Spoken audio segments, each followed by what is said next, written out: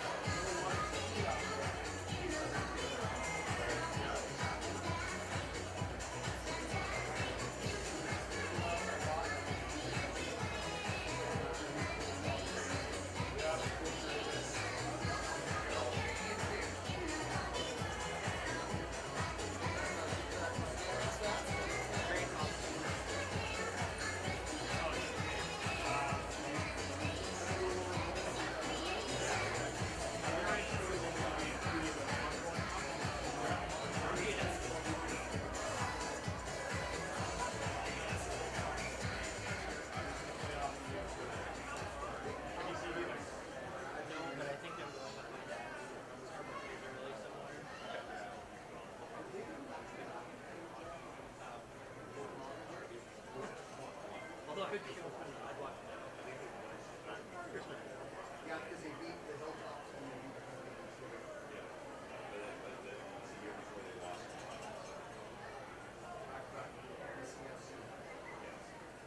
All right.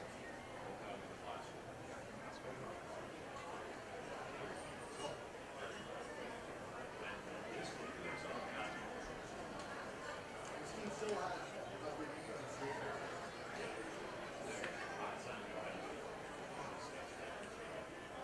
These guys all are just being on the scout. I think that's a good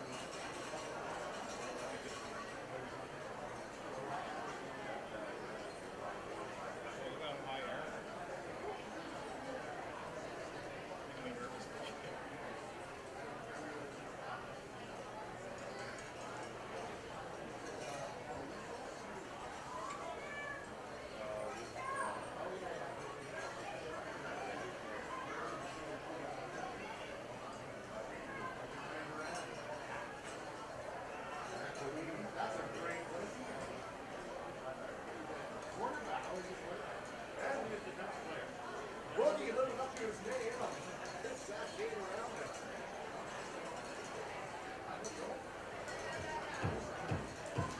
All right, football fans, without any further ado, the smoke is green, the team is green.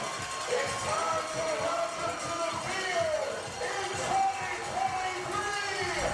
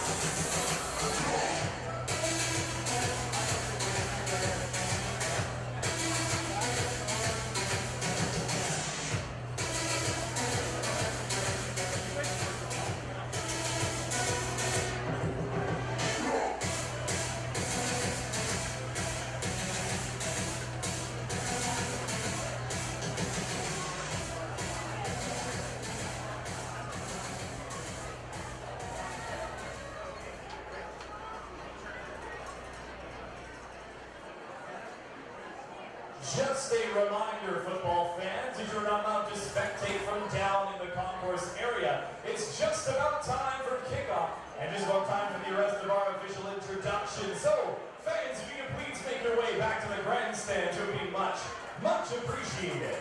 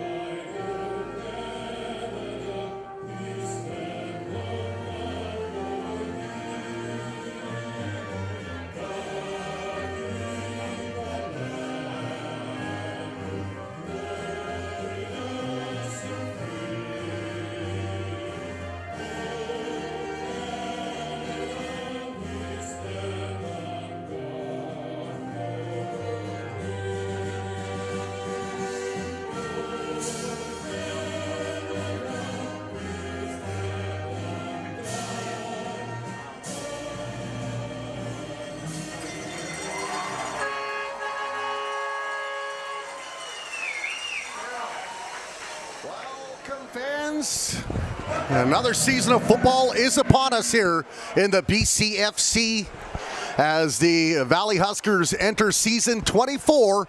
And I'm not sure there's been higher expectations for this group than they have entering this year. Warren Andrews along with Matt Macri, the cast of For the Win Media. You're watching on BCFC TV or on TELUS 1981. And a big game is the Langley Rams in town, Matt, and always big when the Rams come. The Huskers won both games against them, won the first ever Cascade Cup in Langley, and that trophy back up for grabs again today. Yes, it is. It's the return of the Cascade Cup, and I love the way that they're starting off the season with it. This makes this game all that much bigger, but this is football. We got football, Warren. I haven't seen football in a long time.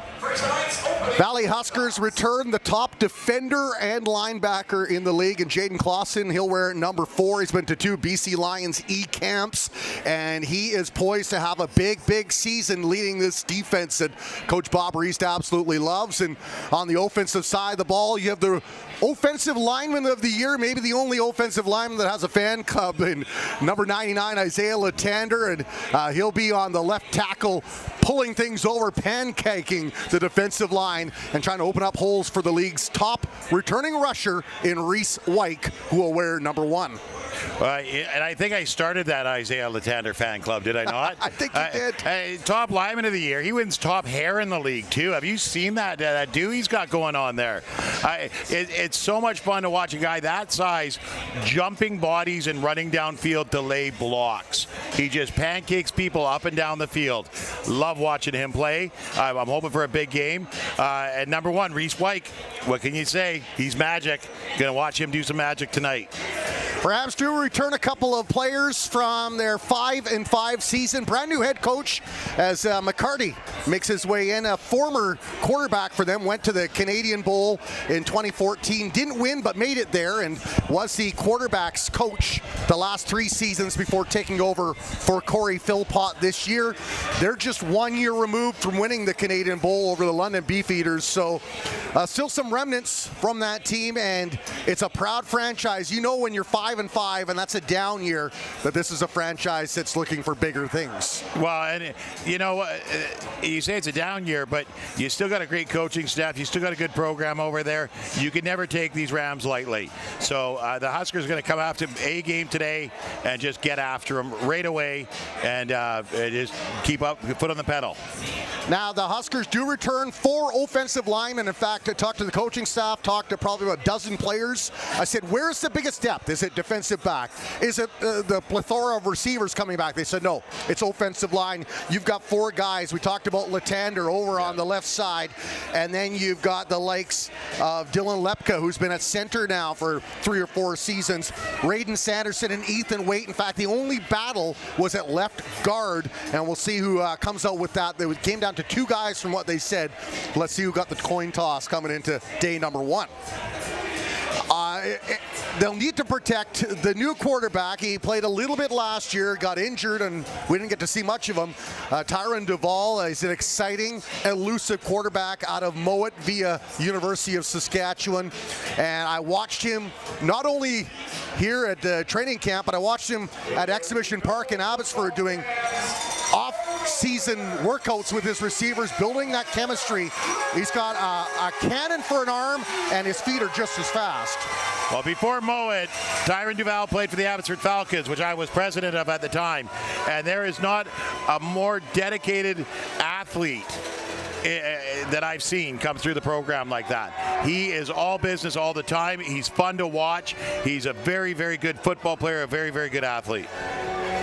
It will be Saunders set to kick off for the Huskers in the forest green with the yellow trim. And this game's underway as the kick goes far over to 21, Brody Clark. And he'll slip around a couple of tackles. Flag does come down, and this season is officially underway. Let's get going. That was a good run back. I think there's going to be a block in the back over there. Let's see if we can catch it on the replay here. But a nice big boom by Saunders. Sends the ball deep, and Clark gets the ball. turns upfield, and I don't see, oh yeah, there's a block there. But it drops the shoulders, plows forward, picked up a good yardage there. So the ball did come to just outside of the 29. They'll drop it at the 30, and that's where the Langley Rams will begin their season. So they must have picked up that flag, and they're going to start here at the 30. But yeah, no, that was a great run back by Clark. I like the way that he just runs north-south there, gets the shoulders down, and oh, no, now they're marching it back. Now they're marching it back, so yeah. It wouldn't be a season opener without a few miscues. Not a bad miscue if you're a Huskers fan. Those Rams will start even deeper inside their own territory. Yeah. All the way back to the, what is that, the 15-yard line. Yeah, 15-yard penalty, block in the back. So both teams want to get those jitters out. They've been so busy hitting each other throughout the spring camp and training camp, and now they finally get to hit someone with a different colored jersey. Why the energy in here before the game was electric on both sides. You could just feel it. They are ready to go.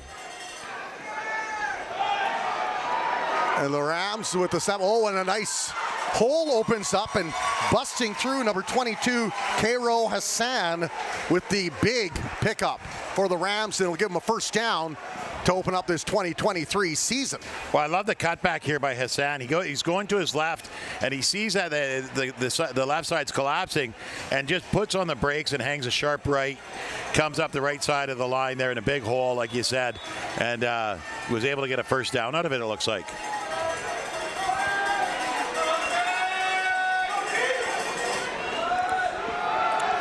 There's a give. Oh boy, and Hassan pinballing his way through. He'll make it up to the 30, maybe the 31-yard line.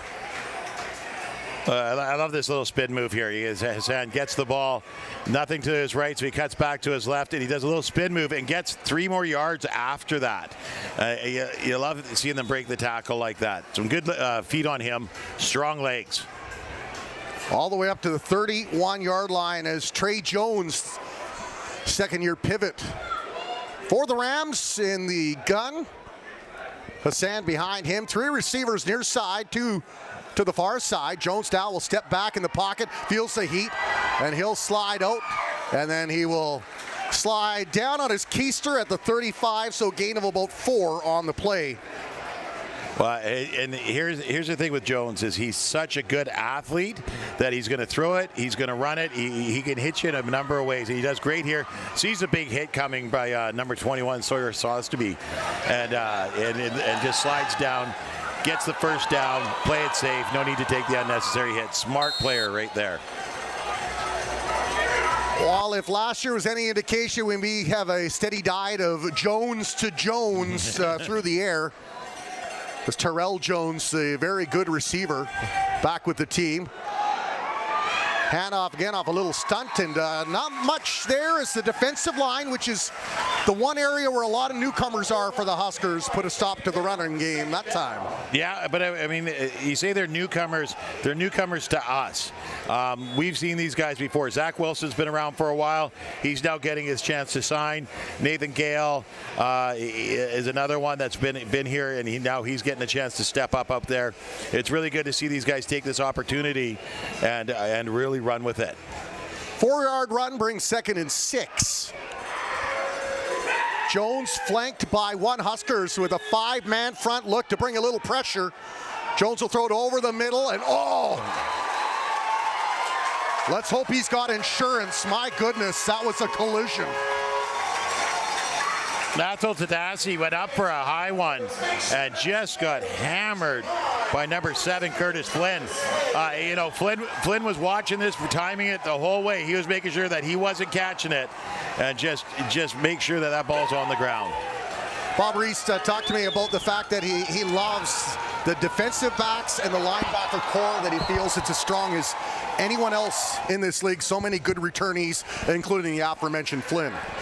Well, Flynn, I've watched Flynn play all through community football and then up here into the juniors, and he's just a machine out there on the field. He loves to lay the boom.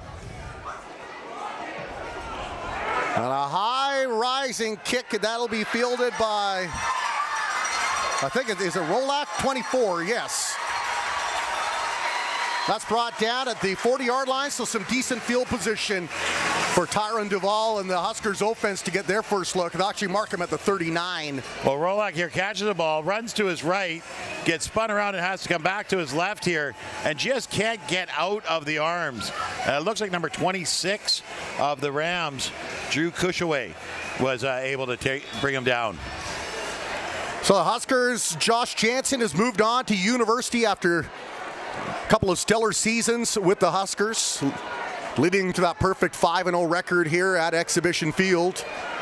Tyron Duvall flanked by Reese Wyke, and they'll give it.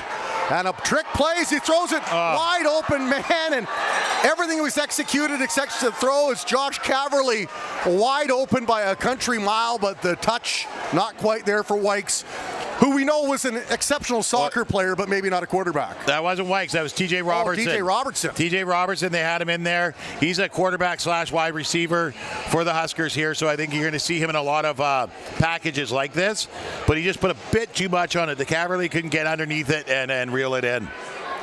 Now Robertson comes to us via the Washington State Cougars and University of Alberta.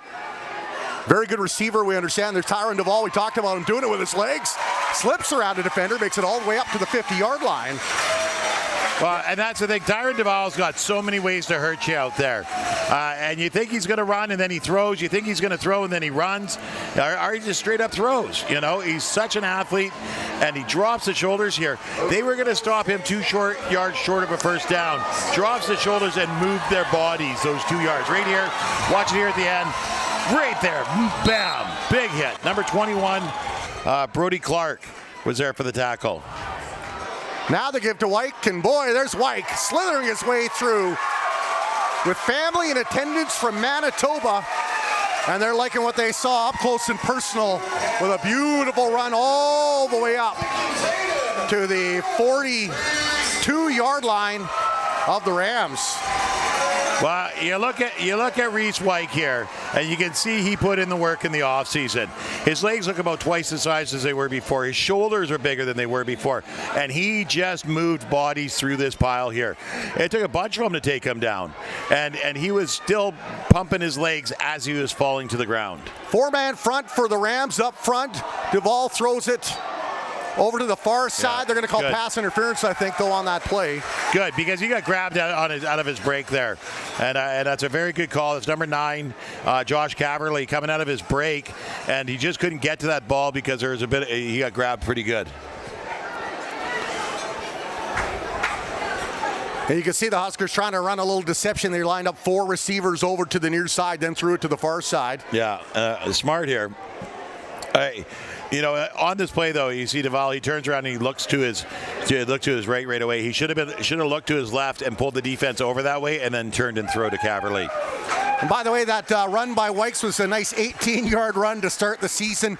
Played hurt last year and still led the league in scoring. A healthy Reese Wyke could be very dangerous for opposing defenses. Well, I heard that at the end of the season he played with a knee injury, I think, all year.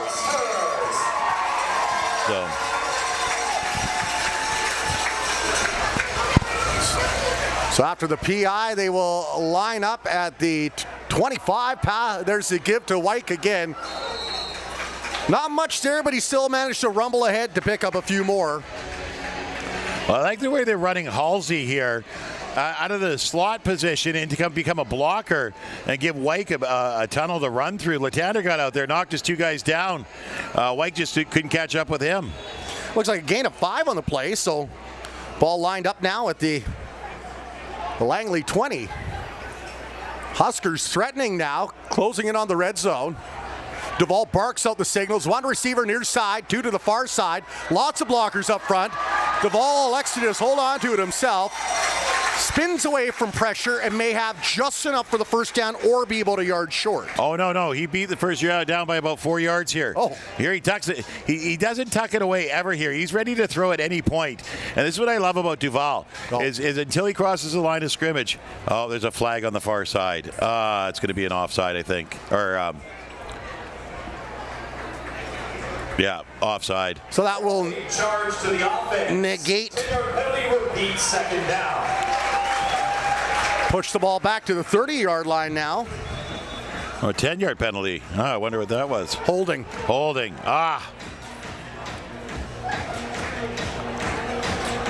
It happens. First game of the season for receiver package. Along the near hash, one to the far side. White now will step up to block. Slips out of pressure, lots of time. Wide open man up in front. Ball juggled. And he still brought it down. Is that Luke Rodriguez? No, number 80. Peyton Lake. Peyton Lake with the reception. This is unbelievable. The throw here is great. Peyton Lake goes up and grabs it, reaches out for it. Gets stripped by number 10, Owen Mary. But then, as it's still in the air, Lake's able to catch it again. There he goes. Reaches out there. Beautiful reach out and stays with the ball the whole way. Kids watching at home. Eyes on the ball until you bring it in. Right there. Stays with it all the way. Two defenders sniffing around there. A good defensive play by the Rams, too, as they were all over them. But, boy. They did everything but put that ball on the ground themselves. And for that reason, Peyton Lake caught it. How we feeling so far, football fans?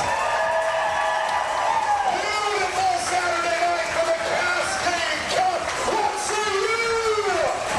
Well, good sized crowd to kick off the season here at Exhibition Field.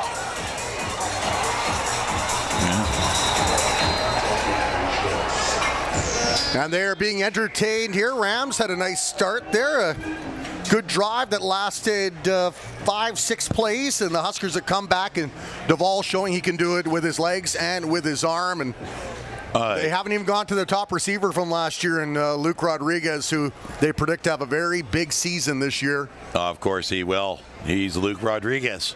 He's going to have a monster season this year, but they don't have to right away. I mean, I love that. I love the fact that Coach Bob comes out here with a trick play to start too. You know, they get that trick play, and so now the Rams are they're on their heels. They've got to watch for this. It's unfortunate here we see number 20 Isaiah Cooper here being helped off the field and kind of holding his side there. I hope he's okay. Yeah, you never want to see guys that have worked so hard in the offseason dreamt about this day. Yeah. The first game in the first quarter. Yeah. You know, we're barely in it here. So he is a linebacker for the Rams as the ball remains at the 5-yard line. There's a nice shot there of the crowd from the For the Win media crew. Working hard to give you the best seat in the house. Huskers threatening, and he'll give it to White. Slips around one tackle, tries to juke his way the other way, but the Rams will stuff it up like a Christmas turkey. And here's the thing: is I think if White's doing a foot race to that corner, he's fine. But number 19 gets in there, Dawson Morin, and just takes his feet, slows him up enough that his buddies are able to come in and help him out. Dawson Morin made a great defensive play, just slowing up White enough to get him tackled. So no gain, but no loss on the play. Maybe a centimeter or two. They switch it back and bring up second down, though, for the Huskers. The ball now fumbles the ball, just sends on it. Maybe Aiden Saunders' time to kick a field goal. Here's the ball pushed all the way back to 16. The 15, 16-yard line. Yeah, and I think it's going to be Aiden Saunders. It's smart here. Take these early points, put some points on the board, and go from there. Get back out, regroup. You see there that Duvall goes back to throw, and he just loses the ball. It's a warm evening, and you're out there in the sun on that turf. It's a warm evening. Just lost the trigger on that one. 24 degrees, but the breeze is quite significant. You can see it from the flags that are flying across from our broadcast booth going east to west with the painted backdrop. What mountain range is that? Do you know? Do you know your geography, your Chilliwack geography? It's Cascade Mountains. Cascade Mountain and the Cascade Cup. Yeah. One cup to rule them all as the kick is up. Oh, Huskers on the board first. They'll lead 3-0 on the 20-yard field goal. The golden foot, as I call him, Aiden Saunders, puts one through the uprights beautifully here. You love it. The guy does not miss many, that's for sure. Making the best of every opportunity he gets. And now he's going to come out here and are you going to take it on the 35 or no, he's going to come out here and kick again. And let's remember, he opened it up by dropping the ball on the 5-yard line to start the game off, right? So he's going to pin him back there again, and Langley's going to have to earn every inch of this field. So the score clock is down here at Exhibition Field, so we don't have the time for you. Make it more exciting when you don't know how much time is left for that final play. The players don't look at the score clock, so we're in the same boat as the players. We wait for the whistle for 3 minutes. We are all Huskers. 3-0 lead for Valley. Season number 24 officially underway. One game earlier in the BCFC, a game that the Vancouver Island Raiders would probably like to forget as the finalists in the West Shore Rebels. It was 55. Was it 50? It was 62-0. Yeah. They trounced the Vancouver Island Raiders the way the Okanagan Sun used to opponents back in the day. Yes. Well, back in the day was last year. Okanagan is in action in Prince George. As the kick is fumbled by number 15, Kenneth Balukos. And great field position for the Huskers defense. Off of a special teams miscue by Langley.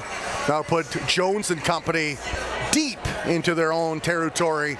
In the shadows of the goalposts. Shadow of the uprights.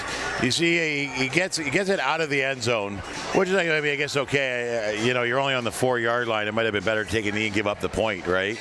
But he gets out of the end zone. But it was that kick by Aiden Saunders there that had a bit of backspin on it. So when it bounced in front of him, instead of bouncing into his chest, it bounced like 3 feet over his head. Beautiful kick. 4-man front for the Huskers. Langley will bring 3 receivers near side. Jones with the give to Hassan. Rumbles his way through, and he looks like one of those prototypical power H-backs. He's just pumping the legs. He just keeps going here. I love this, the handoff, and he hits him, and he sees nothing, so he has to make something, and he makes himself turn sideways and shimmies his way through the line. Great job by the Huskers there in not giving him a lot of daylight to see. Great job by Hassan finding that wedge of daylight and working his way through it. Rams 2nd and 4 now, deep in their own territory. Midway through this first quarter, flag goes up. Receiver catches it and then catches some punishment to boot as he had to climb the ladder high to get that. That was Ryan Gosen. Look, Gosen's coming up slowly here, and it was great that he could hang on to the ball, but he went down hard. You see it here, great pass by Jones. Gosen goes up there, and he's wrapped up right away, while he's up in the air by number 21, Sawyer Sonstabee, and then take it down. He wasn't going anywhere with that ball, but he wasn't let go of the ball either. There was a flag on the field, not sure if it was negated because it was against Langley or against the Huskers offside maybe. Could be. They're pretty close to the line there. They're breaking down and putting some pressure on really fast. Yeah, it was the Huskers. So that'll be wiped out. That will be a first down. They'll move the chains all the way over to the 16-yard line. But unfortunately for Langley, that's 2 players now, a receiver and a linebacker, that have gone down early in this game. Yeah, it is sad for Langley, yes, but it shows you how hungry these Huskers are. The Huskers have come out, they're hitting well, they're moving the ball well. They couldn't put it in the end zone in the last one, but they put some points on the board. So they got to keep at it. Trey Jones in the gun, fakes the give, slings it sidearm, and that one misses the target and rolls all the way near the Langley Rams bench. Now bring up 2nd down. He tries a little fake here, but the running back Hassan hits the ball, and Jones doesn't get a really good handle on it. He's got some pressure coming down on him. So there's the tip of the ball, knocked it loose. He was kind of fumbling with it a bit there, and he just couldn't get the trigger back. Well, talking to a couple of prospective defensive linemen, and Bren DeWitt, number 97, Zach Wilson, 81, they know their spot's up for grabs, and they both want to put in the work to try to be those starters as this season rolls along. Yeah. Lots of pressure from the Huskers now. Jones rolls out, got the wide open man, and it's intercepted, and it's Christopher Rolak, and he's making his way to the end zone. Touchdown, Huskers!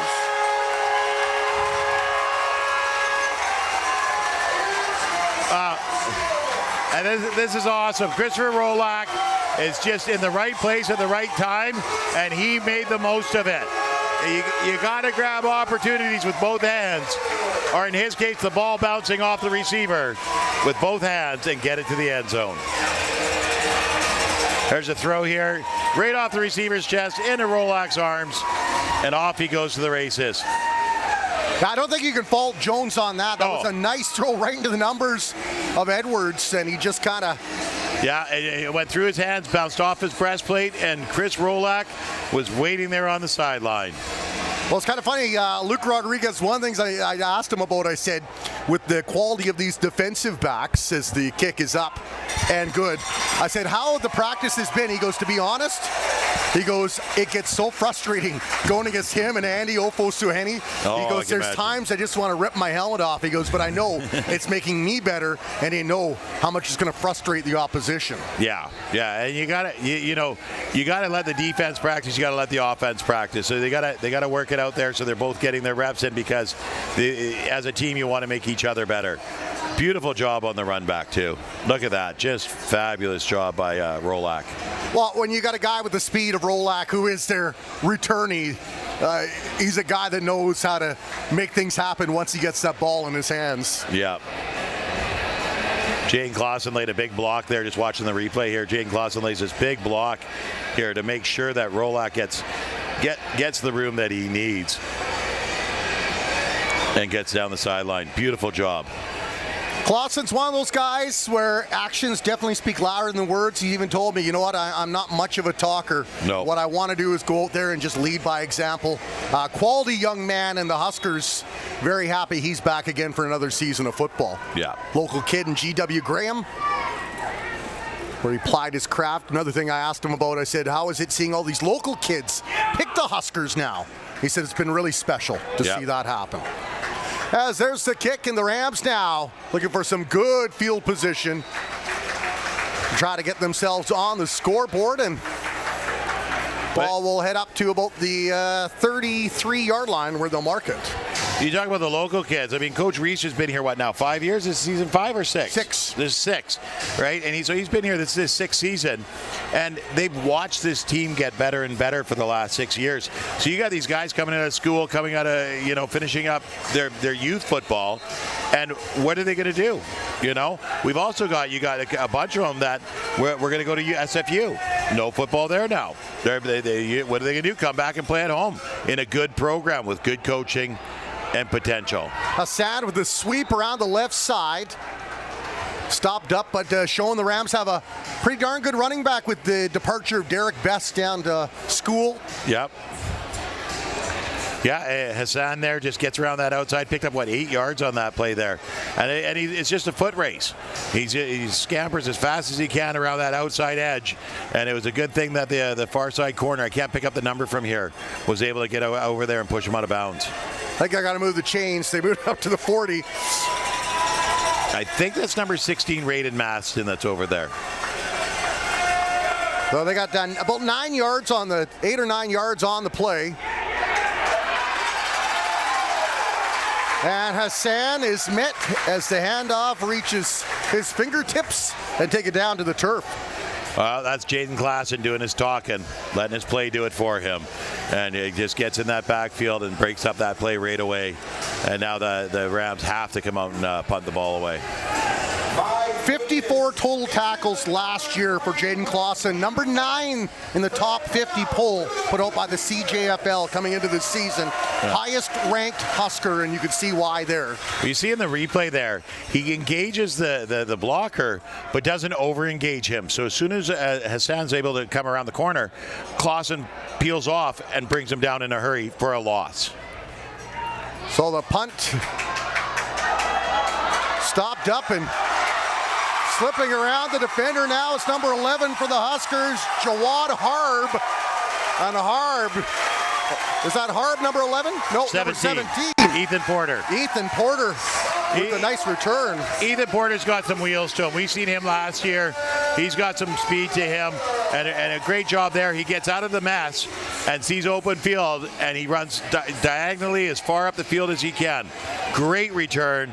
He's at the 52-yard line here as he breaks a tackle there, and he's just foot racing, trying to get as far as he can, as fast as he can. Fends off a defender, able to bring him down. Number 28, Malcolm Cameron, is able to bring him down. Once again, Duvall gets field position inside the Langley half.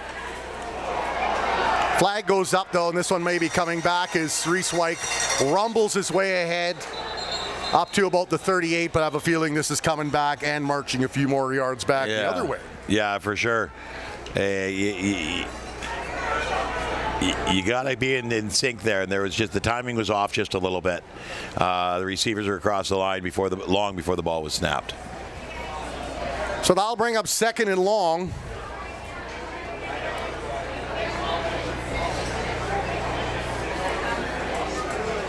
The Rams won't mind that reprieve. Offside on the 5-yard penalty. Repeat first down. So offside, I believe I caught through the offside. audio. 5-yard penalty. Repeat first down. So 1st and 15 now. Ball at the Huskers 53, and White will try his luck again. Held up. Rumbles ahead. Back to the original line of scrimmage. Picked up about 5 on the play. But I think it was number 90, Malik Washington. He's being blocked here, reaches over and grabs a hold of Reese White and pretty much stops him, stops his momentum, but then pulls him down while still being blocked. Excellent job by Washington there to stop the powerhouse Reese White. Gain of 4 on the play for White. Bring up 2nd and 11 now. 3 receivers set far side, 2 to the near side. White will join those and bounces up, and the big man. That's a William the Fridge interception there. 57 is that. And I know you're a Huskers guy, but you love it when the big men get rewarded. Yeah, you look, you know what? You make the most of your opportunity. You grab it with both hands. And here it's off the helmet in the air. And number 57, Juhal, is able to bring it in. He only rumbles about 2 or 3 yards. He doesn't do what Chris Rolak did, but he got the ball back for the Rams in good field position. Eyes this guy, bring it in, hold on to it, and just take it to the ground. And that took, they say it takes a village to raise the children, and it takes a village to tackle Johan Arm on that play too. Yeah, he didn't go down easy, that's for sure.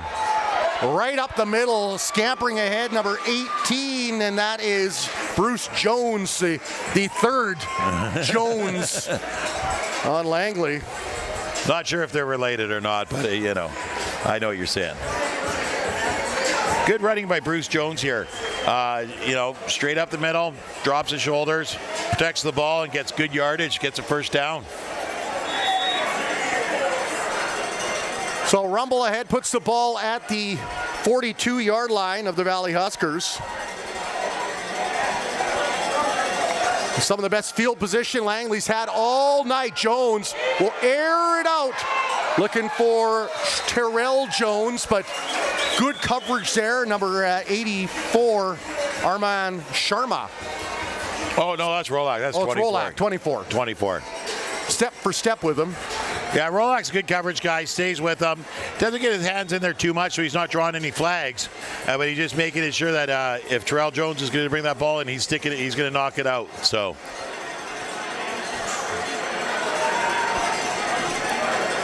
So Trey Jones, 1 for 4 through the air with the interception so far. It's been Hassan who's gobbled up most of the yards for the Rams. They will go back again, though, to the other Jones.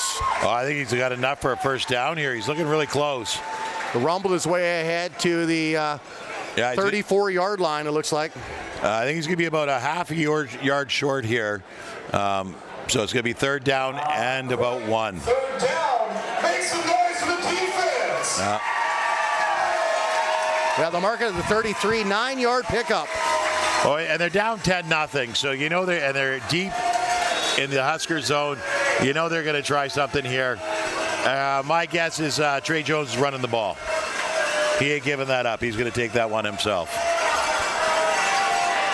Crowd now trying to spur on the Huskers. 4 big boys up front.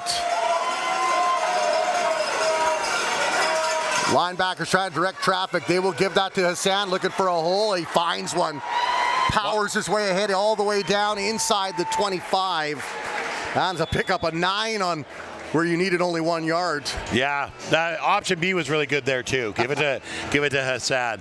I figured Trey Jones, maybe, you know, they were thinking about mixing it up. Maybe it was a little too obvious keeping the ball. But Hassan does a great job, and like you said, picks up 9 yards on when they only needed the 1 to get the first down. He's really only been stopped once, maybe twice, without rumbling for at least 5 or more yards. An excellent debut this season for Hassan, number 22 of the Rams. That was a fast first quarter. Some really good back and forth football going on there. Really good first quarter. Let's take a little bit of time here while they swap ends. So at the end of the first quarter, it is 10 for the home side, and the visitors from Langley yet to hit the board, although they are inching their way closer to the promised land. We'll take a very short break. We'll be back in just a moment. You've got it on BCFC TV and TELUS 1981.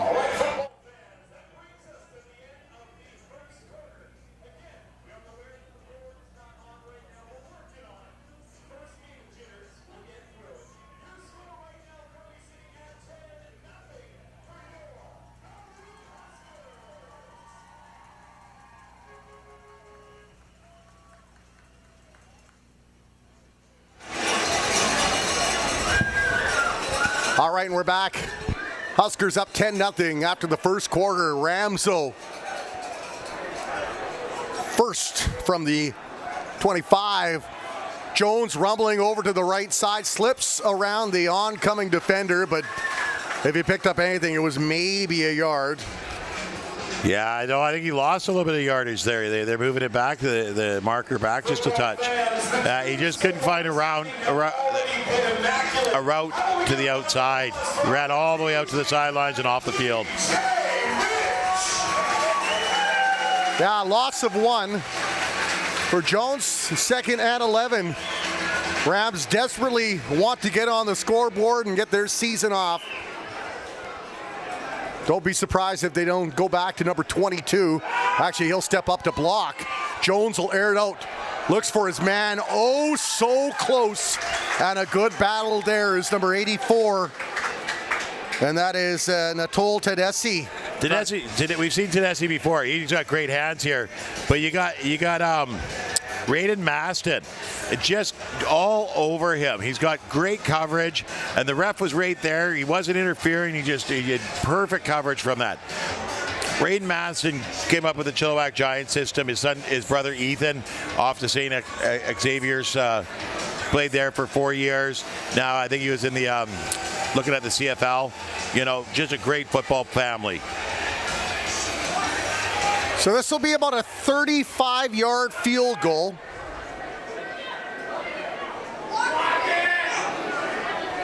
And screaming for a block. Rohan or Dosanjh.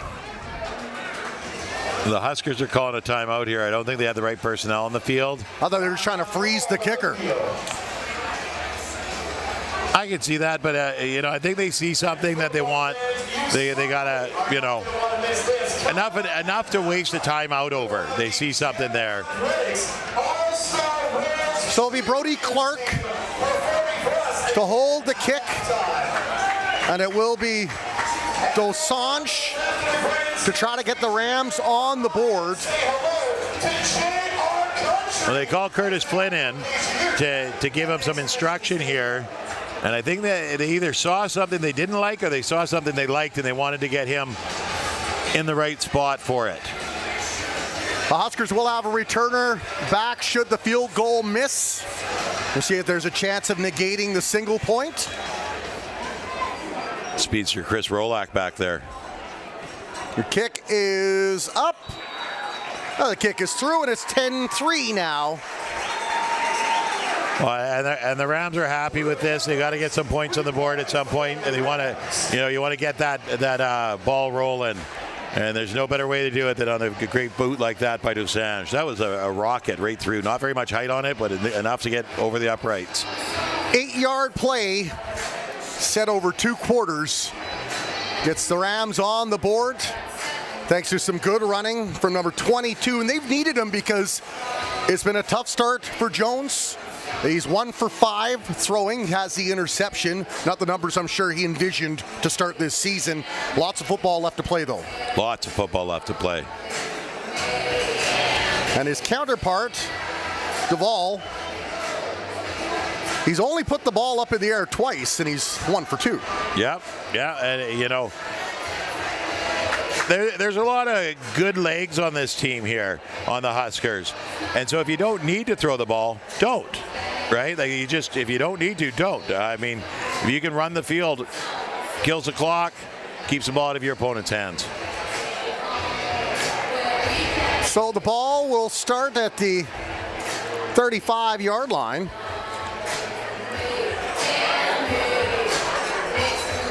No kickoff. No, that's weird. I don't know if I don't know if it's the receiving team that gets that option or the kicking team, but somebody decided that that's what they wanted to do. So lots of movement now. There's a sweep with Duvall. Now slips around one defender. Duvall still on his feet all the way up past the 45, inching close to his own 50-yard line. That was T.J. Robinson. Oh, Robinson again. Another trick play here. Get everybody coming across the field to block, and Robinson keeps the ball and heads up the field.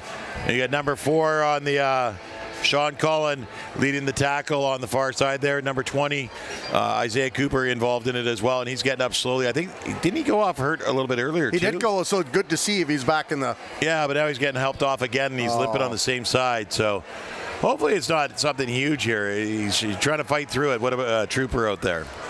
Well, that's the thing. I mean, these football players, much like the Monty Python skit, it's only a flesh wound. They will play on one nub if that's all they have. They love the sport so much. Well, and you want to make sure you're out there, but you also got to make sure you're not detrimental to your team. Yes. It's a team sport, so I get the desire to be on the field, but you got to be able to be on the field. So what a luxury for Bob Reese. He's got 2 very mobile quarterbacks and a pretty mobile running back there who has the ball right now, Reese White. Slithering around 1 and 2 tackles all the way inside the Langley 52-yard line. But you see he came through there. He cut through the line and starts coming upfield, and he sees something to his left. He sees an opening to his left. Here he comes. He cuts up the field. He has to step to his left. He sees the opening. Now he's just trying to fight his way over there. And one more guy. He got by number 21. Who's 21? Brody Clark. He was gone, but Brody Clark knew that and threw his whole body into it. Beautiful job. 5th rush for White. Make that 6 now. Steps through the great block by the offensive line, and you're going to give a guy like that much daylight, he's going to run for miles like Forrest Gump. Well, and here you're looking at this, and you're thinking to yourself, when's he going to break it? Because he's so close. Each of these plays here, they're getting him just at the last minute, getting a hand on him, slowing him up, tripping him up. He's going to break one here soon. Gain of 11 on the play. Duvall, once again, a little misfortune for him as it went off the pads, I think, of the offensive lineman again. Well, Duvall here, he sees the crossing pattern underneath, and I think that's the man, Luke Rodriguez, he sees there. And it's just a hand gets up and knocks it out of the way. Because you know my man Luke. Cool hand Luke would have caught that and made some tons of damage with that. Duvall is about 5'9", 5'10". Gets the pass in there this time. And that one caught number 80, Peyton Lake, I believe. Lake, yep. Peyton Lake, that's his 2nd catch of the day, I think, isn't it? Yeah, he had that. He had the circus catch earlier too. And yeah, you got Duvall standing in there firing. He's not going to let a couple of little pumps throw him off. It's game 1. He's ready. He's ready to go. The ball at the 37-yard line now. The gain of 4 on that play. 3rd down. Whistle blew, though. Yeah. Thankfully, the players heard it because those defensive linemen were coming, and Well, they were coming fast. I think 19 was the only one that didn't hear it right away, but he couldn't. He pulled up when he saw Duval standing and not making a play. Duval turned and looked at the ref. 19 saw it and pulled himself up. I don't think he heard it, but everybody else stopped. So a big third down for the Huskers. They need 3 yards for the first down. Need to get to about the 33-yard line.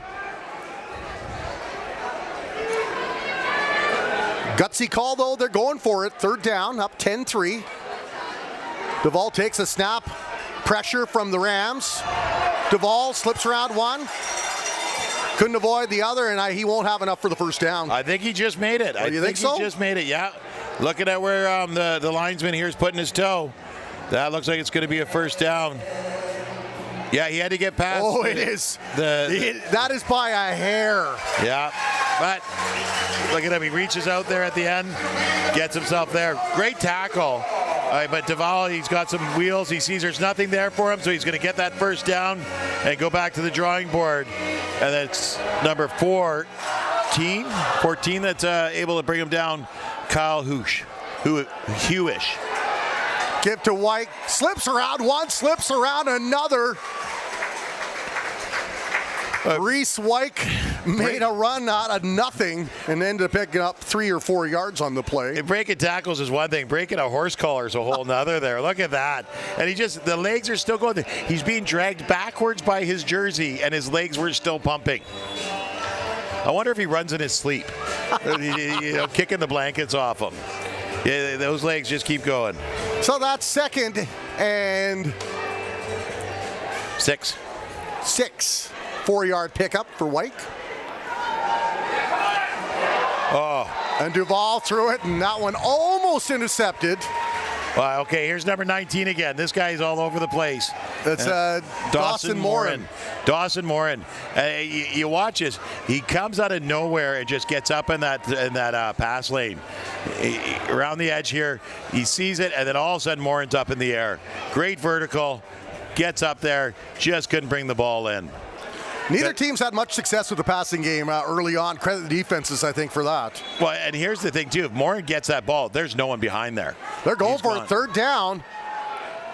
Duval, and it's intercepted. Number 4, and that is Cullen. Yeah. Will pick that off, and you have to wonder if maybe kicking a field goal may have been the more viable option. Number 4, Sean Cullen. You could argue that, but when you're that deep in their zone and you only need a little bit of a pickup, and he sees his man there, and but it's Cullen gets in there, and we've been calling his name. Cullen's we've been talking about a lot tonight already. You can see that he's a difference maker on this young Langley Rams team.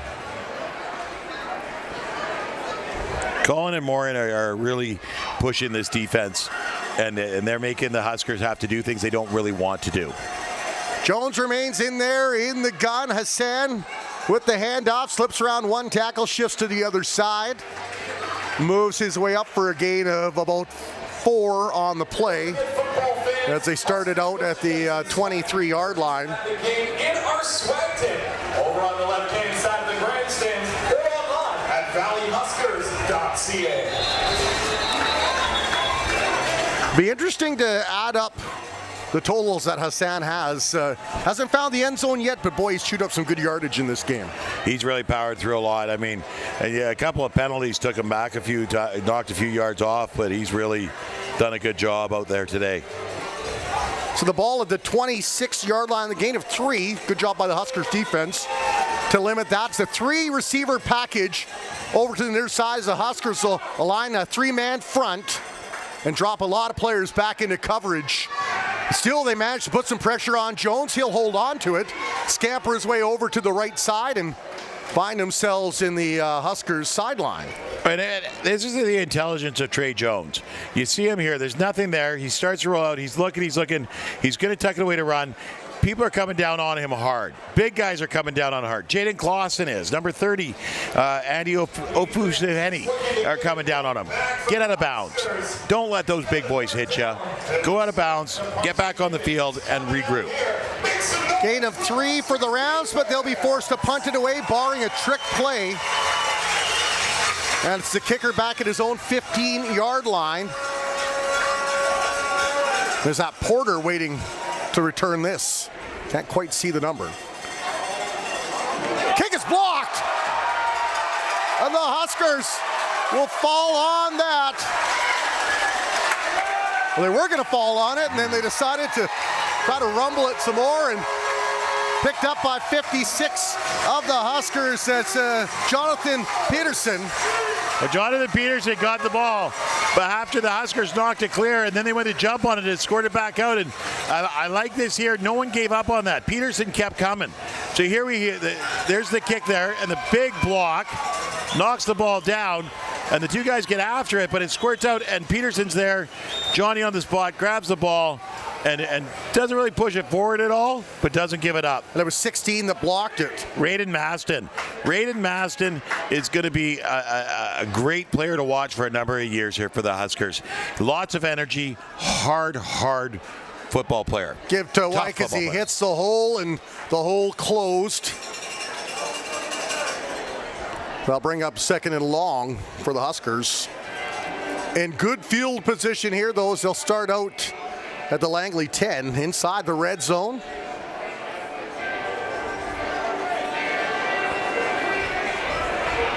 One of the rare times Wyke stopped in his tracks.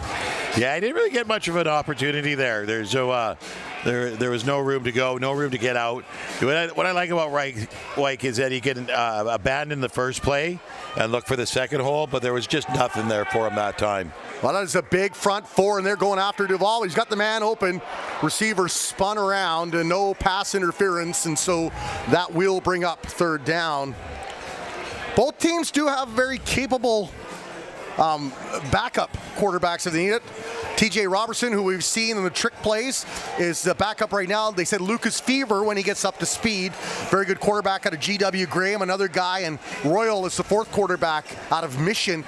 And you look at, for the Rams, they've got Gideon Kremler, who was with SFU, formerly Mount Doug Rams, accomplished quarterback, and they've also got Davies, who played in the Prairie Conference after being with the Rams when they won the Canadian Championship as a backup. So there is depth at the quarterback position for both teams. Well, we got the golden foot, Aiden Saunders here to try and increase the lead. Kicking this one from about the 22, chip shot. But it's just outside. Chipped outside, so that'll be a single point. A single point. He doesn't miss many of those, that's for sure, but I guess because over on the far right hash, just couldn't get it pulled over enough to get in there. When you get tight to the end zone like that and you're off to the hash, you don't have that room to get the good curve on it like that. We jinxed him, called him Golden Foot. And you know what? I'm not going to stop. One kick where he doesn't make it, this guy makes kicks all day long. He makes kicks in his sleep. In his sleep. And that's a spot where, as a coach, you know the coaches over there are thinking, do we go for it? Do we try? No, let's just grab some points. But where your ball is situated makes that a tough kick. So once again, the ball lined up at the 35-yard line. Seems like after field goals, this seems to be the go-to for both teams. But a big play by the Huskers special teams, and the defense and special teams have come up large in this game for the Valley Huskers. Rams will look to answer here, starting out from their own 35-yard line. The Rams jumped the gun, I think, a little bit. The receivers here on the near hash, maybe half a step ahead. Well, you also had Andy Ofosuhene coming in on the right side here. He pulled up at the line, but I don't know if he pulled up enough. This one's a 50-50. Yeah. Number 9, White, 5-yard penalty, repeat first down. Right. So it was like an Eastwood Western who flinched first. Luckily for the Huskers, it was the Rams. Well, and that's good. That could cause Ofosuhene there to step offside because the receiver went first, right? So, what's good, chicken or the egg, right? Chicken or the egg? Now I'm getting hungry. Yeah. I was just saying the same thing. I smell hot dogs. Yeah, boy, if you get a chance to come down here to Exhibition Field, they got the brews flowing with a new sponsor. They've got the hot dogs going on. Great atmosphere. And the baritone voice of Ian Wilson is Trey Jones will hold on to it, and then he is dropped down hard at the 30. That'll be no gain on the run for number 11. Well, number 34 gets down there, Calder Johnson, and he's able to stop him. But Jones, you see Jones pulls up here. It's kind of a spot where you'd wish he'd slide, but he comes to the outside and he's just trying to find a path. But Calder Johnson's got him cornered, and before Jones can get down, he's able to wrap him up and take him down. The Huskers defense did not nibble on that fake. Not at all. Not at all. They knew he was keeping that ball. So this will bring up 2nd and 10, still from the 30 for the Rams. 3 receivers far side. Give to Hassan, though. He'll try to work his way, and he is tripped up on a fine defensive play by the Huskers. Braden Maston. Do I even have to look? Dawson Davies leaves, and Braden Maston said, well, there's some shoes I wouldn't mind trying to fill. Well, and, you know, Braden Maston here, he fights off a block, and he's getting hammered as he's trying to get around that outside edge to cut him off. Being pushed to the ground, reaches out and takes the feet out from underneath him. Braden Maston, he is a tough football player. Oh, he's got barbed wire wrapped around his arm, too. That must hurt. But from the 28-yard line, he says, Payne. I'll show you pain. I'll show you pain. That's how I imagine he talks. And a beautiful kick. Oh, my word. That was like a Red Bull kick. It had wings all the way down inside the 10-yard line. Biggest play for the Langley Rams so far. What a kick. Beautiful kick there. But you watch this. Braden Maston almost blocked it. He gets chop blocked, goes down, springs back up, and just misses blocking it for a second time here. Like, they know they got to stop him, but it's crazy. So here you got Braden Maston on the outside edge here. He starts to sneak in like he's going to come in, goes outside. Oh, no, this was a tackle. There was that tackle. That was a beautiful tackle. Beautiful tackle.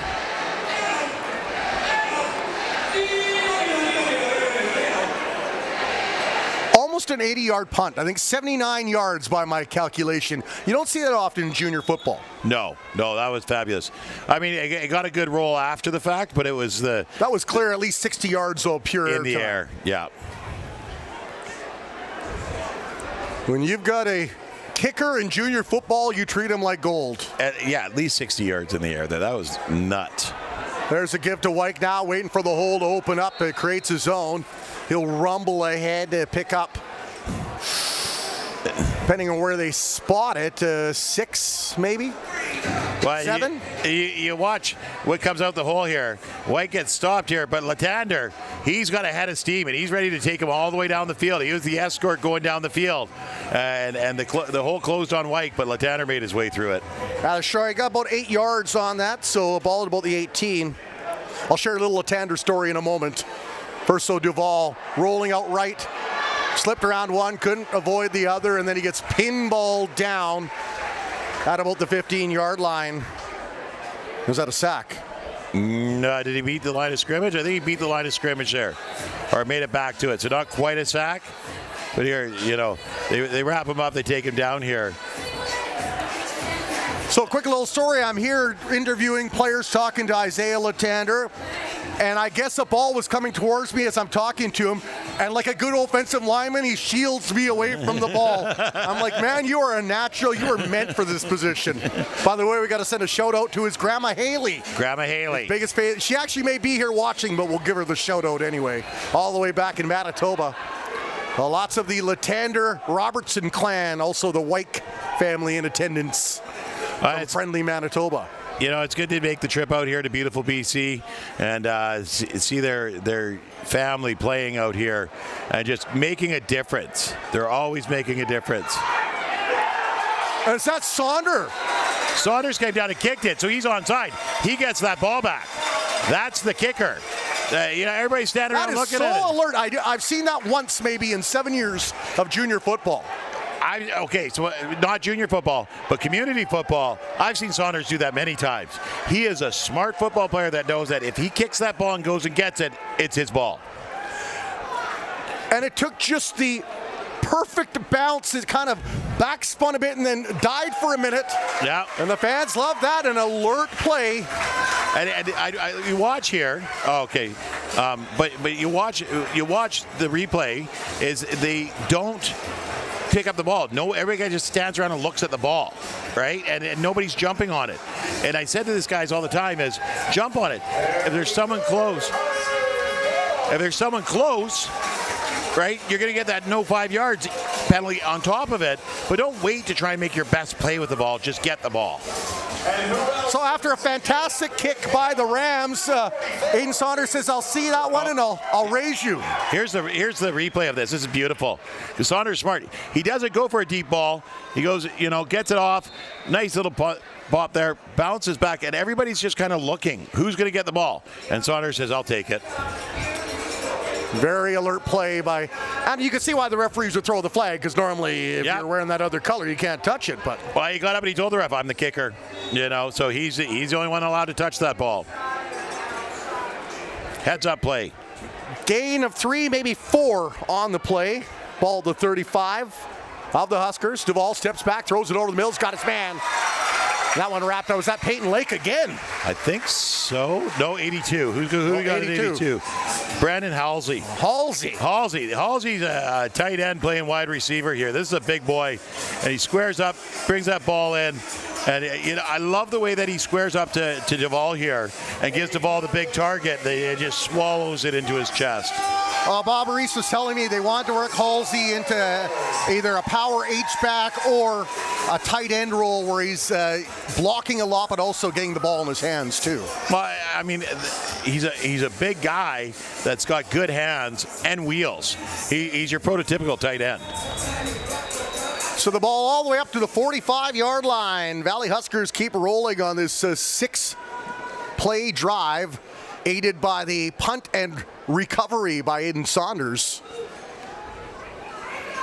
Huskers have had a lot of good plays on special teams. They had the blocked kick. They had the recovered kick. Yep. I'm not sure what the special teams hat trick is normally, and I think Latander's going to get nabbed on an offside as he kind of fell ahead like he was diving into a tub of water. It's the second one now. We're seeing a little bit of, it's been close on quite a few too. There's some timing issues. They're just a hair off here, and they got to figure that out. They're going to get first down again, but it's going to be 1st and 15 this time.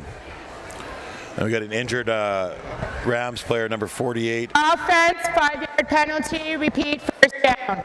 So yeah, it was first down still, but an offside for the Huskers. Little penalties, you don't want to jinx them, but we're not seeing a lot of holding calls, which is the sign of a veteran offensive line group that knows what they can and can't get away with, basically, to open up those holes. And I think we've only seen the one holding play so far all game, but these offside timing ones, they'll iron themselves out through the course of the game, and then through the course of the season, it just takes a little bit. You feel for the Rams, this time it's number 48, Howard Zhao, who is being tended to at the moment, and so that would be 3 key Rams down in this first game in the first half. We don't have the time, but we know we are inching closer to the end of the first half. Yeah, and Zhao here, they're helping him up. He's walking off on his own. He's limping, though. You hate seeing that. He's being carried by his teammates. Yeah, you hate seeing that. He was having a really good game. You've seen him running around out there a lot tonight. Hopefully he'll be back soon. What a great crowd. Look at that wonderful shot by For the Win Media here on BCFC TV. And I can remember doing these games 6-7 years ago, and you had a couple family and friends in attendance. You couldn't give tickets away, and now it's a hot ticket, especially with the Langley Rams so close in terms of how far the fans have to drive. It makes just for a great atmosphere here on day one. And you got the Cascade Cup on the line. 11-3 lead for the hosts in green. Duvall throws it. He's got the man open, and he finds him. The reception by number 9, Josh Caverly. Well, and Josh Caverly, he's had a couple of throws. The first one, that trick play over his head. The second one, he got the PI called because he got grabbed.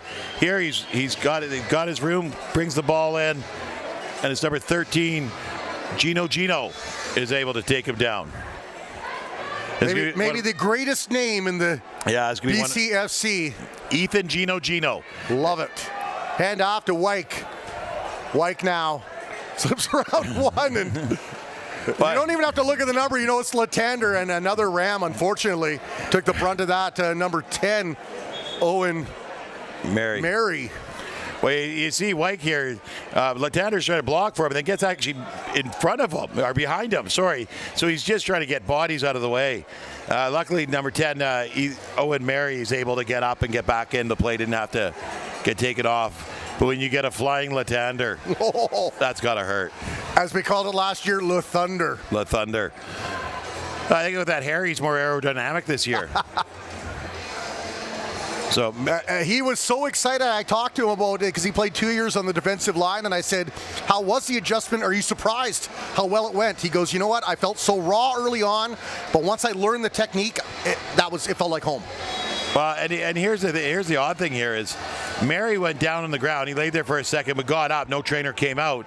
But the rest just sent him off and told him 3 plays. Injured player has to go off for 3 plays, right? And Duval, looking like a cagey veteran, draws the Huskers offside, and Latander will clap approval. Well, I might put him really, that's going to put him really close. You got offside on the defense, 5-yard penalty. Down. Moves the ball all the way to the Langley 45. So it's going to be 2nd and 2 here for the Huskers. You love it here. You know, you get the receivers all run forward, and the number 19 wanted to get in there. Dawson Moore, and he thought he was going for sure. And rumbling ahead, Reese Wyke, and he gets the horse collar on top of it, and so they're going to be right near the goal line after this penalty is marched on. Well, hold on a sec, because you watch here, Wyke gets his hand up into the face mask, right? And I don't know if he grabs it, but then he gets horse collared out of bounds. We may see offsetting penalties. But he absolutely rumbled down to the 21-yard line. So here he goes. He's getting his hands up on the face mask, and that's called by the guy further down the field. But the horse collar is called by the guy. You are face 27 White, 15-yard penalty, first down. Oh, they'll let the one by Reese Wyke go. That's got to make the Langley Rams a little upset. So I guess there must have, 27 must have got a face or a hand on Wyke's face mask as well.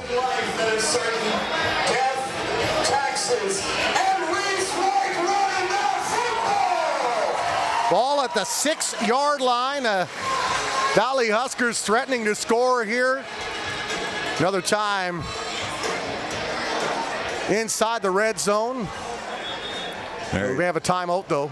Yeah, Tyron Duval asked for a timeout here because he's not getting the play. He's not, whatever they're calling it, he's not hearing it, not seeing what they're trying to say to him. So he has to go over and have a conversation. This is a situation where you want to make sure that you're doing everything you can right here and put some points on the board. This could be a big play here. You know, it still is the first half, but you get another major here, and it really puts some doubt in the mind of this Rams defense that's battled so hard today, despite the injuries that have happened to them. Yeah, they're fighting hard out there, that's for sure. Both teams are firing really good. You've seen some great defensive plays. Special teams have been on fire. Some really good offensive plays on both sides of the ball. There are some big boys on both sides of the line here. Yeah, huge. Rams will line up 4 trying to counter this. Wyke to the right of Duval with the receiver in motion. Give and said, Reese Wyke. Oh, and he hammers it in. It's hammer time. Touchdown, Huskers! Wow, and it was Reese Wyke against Owen Mary there on the goal line. And I'm going to take Reese Wyke 99% of the time here. You watch him, he comes through, there's the whole big gaping hole, drops the shoulder to shoulder, and those legs just push him through. In case you had your eyes closed for a few seconds, that is a touchdown! You see, you hear Ian Wilson, who does a marvelous job, moonlights a number of sports teams, and the Huskers glad to have him as the PA announcer here. Also the voice of the Bandits and a number of junior hockey teams. As Saunders with a kick up. Kick is good. Make that 18-3 Huskers as we near the end of the second quarter. As usual, number 44 is... But prior to the game, I saw a City of Chilliwack employee running around back and forth, talking about lights. Didn't realize it was the score clock lights. That's kind of unfortunate here. But you know what? Anticipation. It's the gravy of life. But you know what? When it's a good product on the field, people aren't as worried about drifting towards the score clock. Yeah. Credit these Rams, they're battling hard. Hassan's been very good at the running back position, but these defensive backs for the Huskers, along with that front seven, have really applied a lot of pressure and not given Jones a lot of time to get downfield to his targets. Well, you got number 21 Brody Clark and number 12 Ryan Gosen back here to get the ball. Brody Clark, we've seen run a few backs so far. Really like the way he gets the ball, moves it upfield really fast. I think he's going to get a lane here. Maybe not tonight, but one of these games soon. He's going to get a lane, and he's got some speed to him. As the sun starts to dim, Saunders will wire that down to the 10-yard line, picked up by the Rams on the return. Number 12 slips around one tackle. It won't slip around many more, and that is Ryan Gosen. And he's brought down. A good return, though, all the way up to about the 28-yard line. Yeah, and I love it. Just take it forward, make a move there, make the first guy miss. But he slows down here, and I think he needs to just keep his wheels going. As soon as he slowed down, he gave up all his momentum, and he just got rolled over by three guys. So, really good job. Follow your block, get upfield. Makes a move here, but then he has nowhere to go. Drop a shoulder, get outside, do what you can. But good news, it's Gosen, one of the guys that got hit earlier and got carried off. It's nice to see him back there. Good to see him back on the field. Jones remains under center. Hassan right behind him, three receivers far side. Give to Hassan, finds a hole up around the right side, rumbles through one defender. And then a gang of about 4 or 5 will come in. But he will rumble ahead, and he's very close to the first down if he doesn't have it. Well, like I said with Reese White, Hassan's got the same legs here. He's got the same running, and he's going to beat one of these tackles and just get down that field hard really quick here. I think it's a race to see who busts one open first. He got all the way up to the 38-yard line. So a nice rumble there for Hassan as we get a quick shot of the new mascot of the Huskers. Gritty's got nothing on him. There's the give. Hassan once again powers his way up to the 45-yard line. It was number 41, Chase Lewins, was able to wrap him up here. You see Hassan breaks through, and Lewins comes across, wraps him up, and just keeps dragging him and takes him down. Good follow-up by 81. My man, Zach Wilson. Really good follow-up. So that's a pickup of 6 on the play. They'll bring up 2nd and 4. And hey, Hassan's been probably the best player on the Rams, so why not get the rock in his hands? Well, that's what you want. You know, you're down by, 15 here. You want your best player with the ball in his hands. They're trying to get it to Terrell Jones because he's a darn good football player, too. And they'd love to get him the ball. He's number 2 here on the near side, watched by Rolak, though, and that's got to be a great battle between those two speedsters. Oh, for sure. For sure. I love the way Rolak covers, though. He sticks with his guy, but he doesn't get handsy with the guy. So he's not going to draw the flag on it, so you got to beat him clean. Terrell Jones is going to have to make a move. He's going to have to do something out there to beat him off the line and get some separation. So they're waiting for big Verinder Dillon, number 67, to make his way on the field, and he did. Short huddle, and the Rams now will break, look to get that first down 18-3 late here in the second quarter. Day 1 of the BC FC schedule. If you're watching on TELUS 1891 or on BC FC TV, we appreciate you joining us. Matt Macri along with myself, Warren Andrews. Jones steps back, slings it over the middle, finds his man just over the center stripe, and a pass complete. Well, this is Gosen here, and he got hammered on a hit on a play earlier in the game, and here he brings it in, and he doesn't get hit. He gets hit pretty hard there, but he stays on his feet, gets wrapped up by number 30, Andy Ofusuheni, and is able to be brought down. So one of the biggest throws of the night for Trey Jones. And this time they'll bring Tyson Burgott along the near side, part of a 3-receiver package. Hand off to Hassan, big hole opens up, powers his way ahead all the way, and that should be a first down as they'll mark that at the 40-yard line inside Huskers territory. Well, I love this here. Hassan gets both hands on the ball and just lowers those shoulders, makes first contact, and drives the ball forward another 5 yards. Really good job by Hassan there. The Rams with a little momentum here. High snap, give to Hassan again. And he will get about 4 on that play. He'll bring up 2nd and 6, ball at the 36-yard line. Now, I don't know if Rolak is switching sides with Jones, but they've got Maston and Rolak on the same side, and they're not coming anywhere near that side anymore. They're just staying right away with it from it. And that's a smart move because you don't want to get those two in there. But you watch Hassan run here, and he runs right at Jaden Klassen. I could think of about 4 billion things I'd rather do than run straight at Jaden Klassen. He has a jaw like granite. That's the best way. If you never met Jaden Klassen, he's got that box cut and the jaw like granite. He lives and breathes and sleeps and eats football, that young man. Yeah, he's just such a hard worker, and he's a good leader out there. And he lets his play and his work ethic do this talking for him.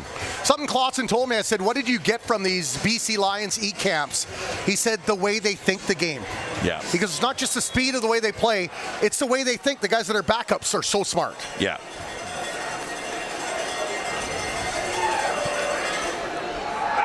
Receivers in motion, Jones under pressure, throws it and overthrows the target, looking for number 84, Natol Tedeschi, and I think that's the second time Tedeschi's been overthrown.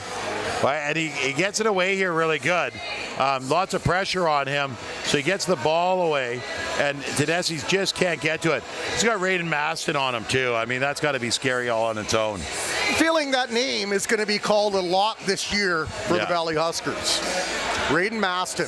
And one of the coaches, one of the guys that brought me into football to be a coach, used to say, practice makes permanent. When you get to the Lions level, you know that the practice isn't there just to make you exercise.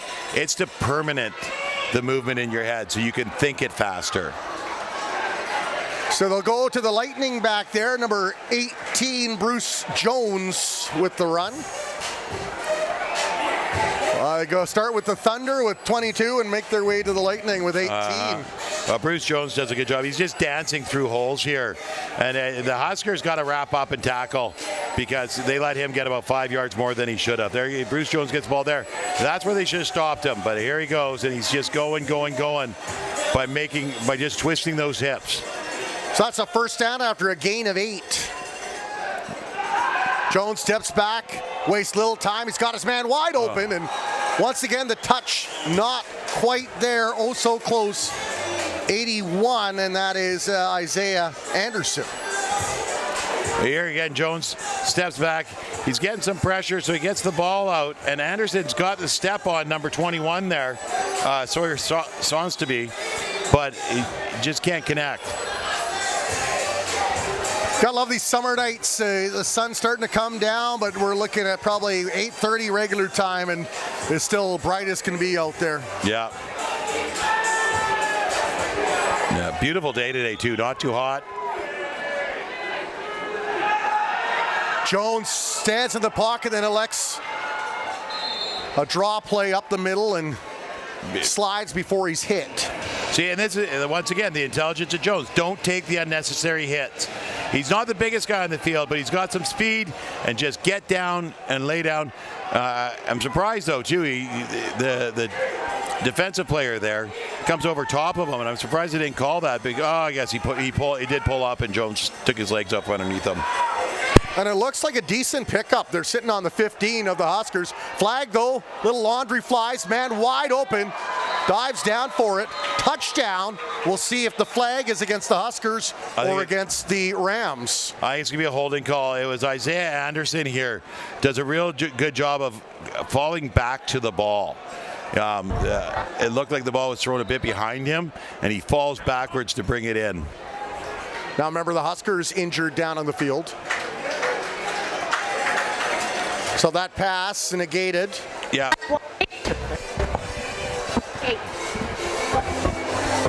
So offside there.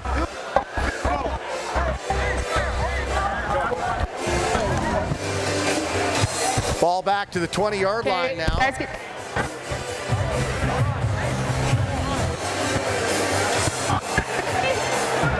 Jones a little fortunate as a Husker down on the field. No, we're just waiting. Wide open. Just wait. Injury. That is not Charlie Brown's teacher. That is the referee. Well, we're doing a good Time. job. I think Matt and I took some classes on deciphering, and I think we're picking up what she's laying down there. But Well, the ball's back 5 yards nonetheless. You've been doing it for a while, Matt, so you kind of get a grasp on it. Yeah. I'm getting the hand signals. It's the only. She's still got her mic turned on. so that everybody all gets a participation medal, right? I kind of like that. It's like closed captioning, Play but football. without the words. You know, I like it's like in the NFL where they mic up the players. Yes. Here in the PCFC, we mic up the refs. Robbie, can we get that voice to text on here on the screen? Robbie Snooks, our producer here at For the Win Media, as the Rams will line up for the kick at about the 27-yard line, almost blocked, and it falls short. And the Rams really want that single point. Yeah, Got a single point. that's good for We got a single point. So that's And I'm up to very the unprofessional because I'm 35. laughing. You got a single point, you heard it. Right? Yeah, I don't know. The professional in me says turn down the PA on mic, and the person that loves entertainment says keep it cranked up. All right, so the Rams with the single point, that'll make it 18-4. 116, 16 seconds. Yeah, so there's probably less than 16 seconds, okay? Well, we know the time. 7 There's seconds. 7 seconds. 7 seconds left in case you missed So it. we got 7 seconds left. And then we may chat with her at halftime just to Second. give her a reminder Okay, of we're that starting on little this. switch. You gotta flick it on and off. Okay. All right, here we go. oh, So I think that whistle hurt a little bit. So Duvall in the Okay, one more. formation, and one more. That's it. They just called it. They just let go to the half. Well, we rolled it in. Well, an entertaining half, both on and off the field, and it results He's in telling me. Huskers There's no up time. That's why I 18-4. called it. Not any thoughts before we take a break? It's been a good game. It's been a good game. If the Huskers got to come out and put the ball in the end zone, the Rams are playing some good defense, but they got to get their offense rolling. A couple of overthrows would have been big plays for them, but it's been a White versus Hassan show already. Well, so far, West Shore's been a winner today. The Raiders, the losers in that game, will update the Okanagan and Prince George game during halftime. We'll be back, though, for the third quarter kickoff. You've got it on BCFC TV and TELUS 1891.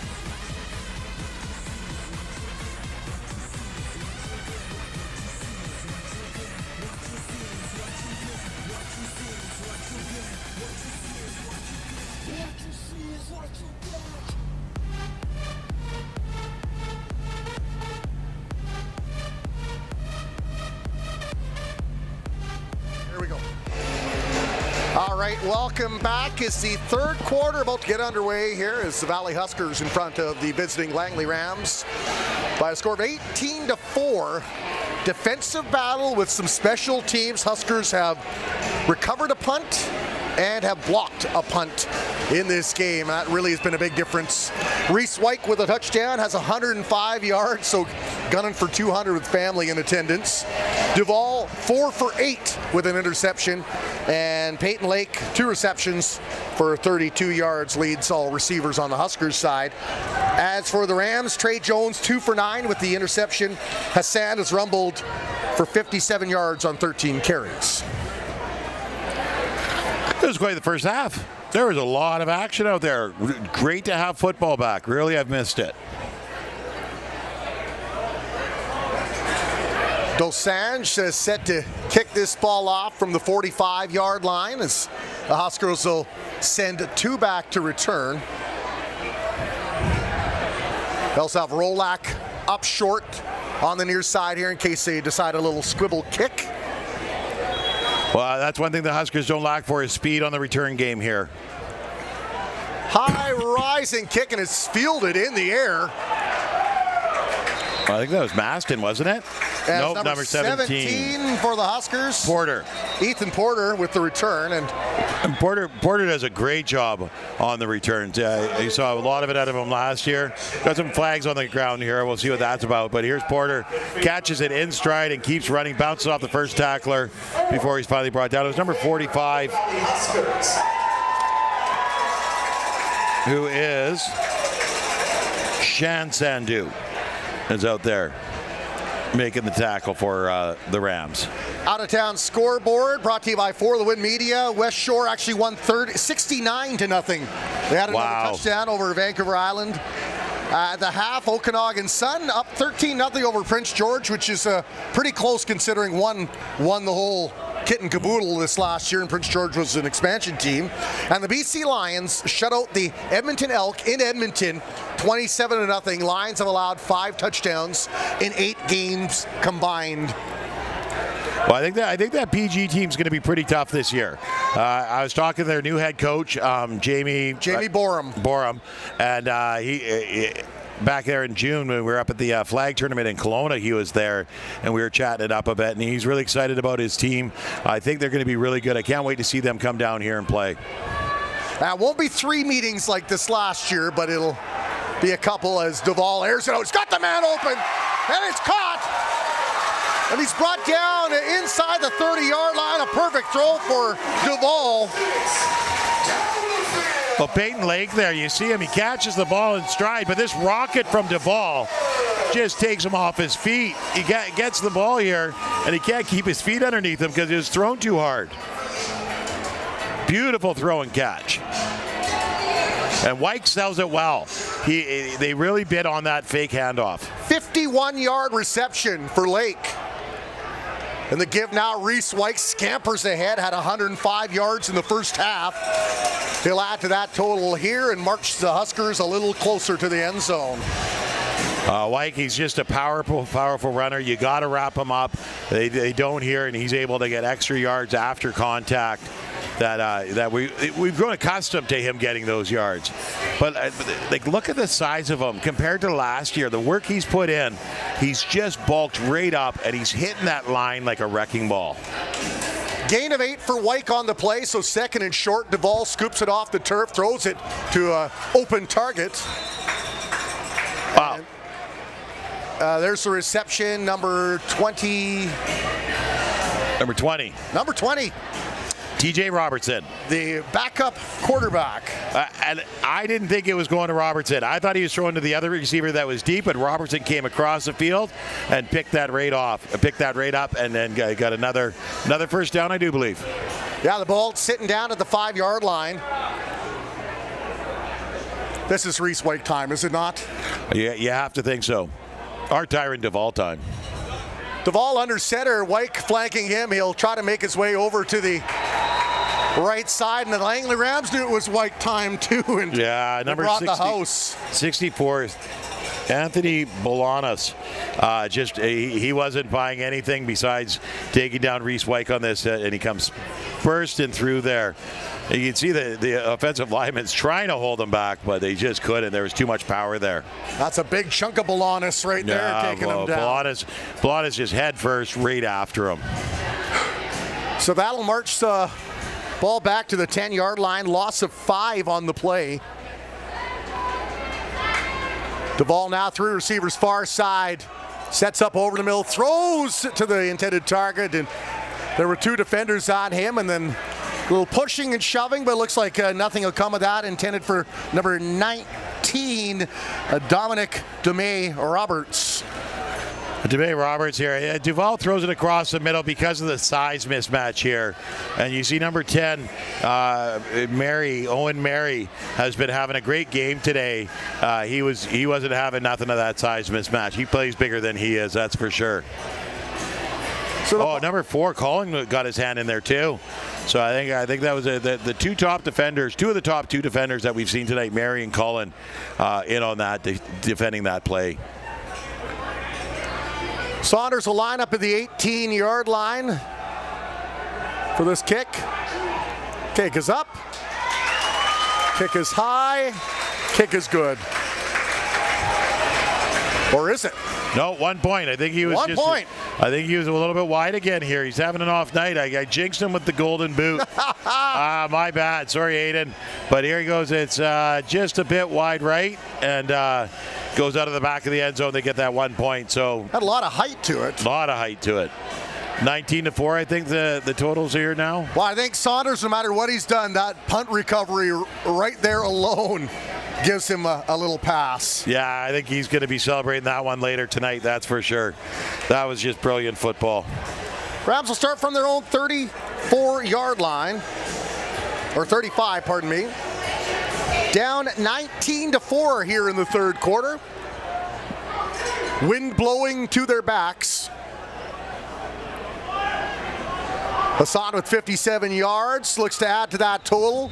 Moves it ahead up to 40, a gain of 5 on the play.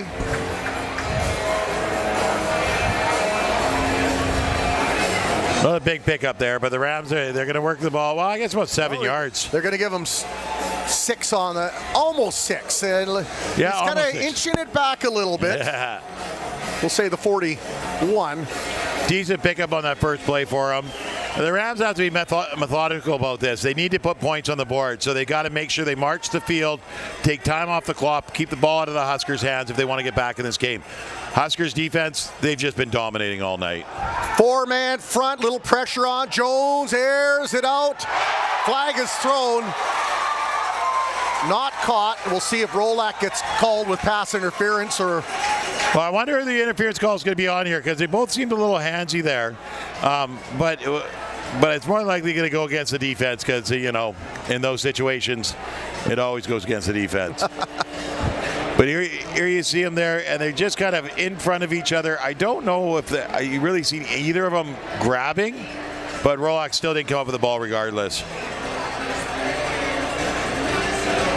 So see, I think it looked like they were both hand checking, but. Yeah. Yeah, it's going to go against Rolak. Yeah, you know, it's one of those 50-50 calls. And they both were getting a little handsy out there, so. So a break for Langley, down 19-4 here in the third quarter, and the ball just over the center stripe. I think that was a good call. You watch it from that angle there. You see Rolak held the arm down as he worked his body in between Jones and the football. Jones flanked by 2 backs. As the other Jones will peel off, hand off to Hassan, draw play right up the middle. Rumbles his way up to about the 45, maybe the 44-yard line. Good pickup there. It'll be, yeah, they'll spot it, 9-yard pickup. Well, you got this defensive line here that's just, they're doing a really good job of shutting down holes, but Hassan doesn't need a big hole. He fits through just about anything down there, and he's doing a really good job of hammering it up the middle. So another 15 yards for him, give him 72 by my count for Hassan and the Rams. Jones with the give, and this time it is to the other Jones. Had a big run there, first down. Doubled, you'd have to say, all the way down to the 30-yard line. Yeah, Jones. 15. Jones here, nice handoff. They get Hassan. Hassan springs out to the outside like he's going on a wheel, and calls for the ball, gets his hands up there to fake it, and Jones takes the ball and runs off tackle. Gets 30 yards upfield, 20 yards. I got 15 yards. It was at the 45, got up to the 30. Still a nice run, nonetheless. And Rams shown they've got 2 very capable running backs. They do. And then you got your quarterback who can run the ball, as we've seen so far tonight. Really putting the defensive line through the ringer today. Pressure now from the Huskers as they'll bring show blitz. Throw that ball up. Caught. Nice play. Spins off his man. Heads to the end zone. Touchdown Rams. Number 88, Tyson Burgott with the TD. Well, Burgott does a good job here of fighting off number 6 Sawyer Tether, and Tether just couldn't get a wrap around him as Burgott kept moving and getting out of there. Beautiful job, nice catch, great run after the play. Here you got Jones. Jones drops back with a snap here.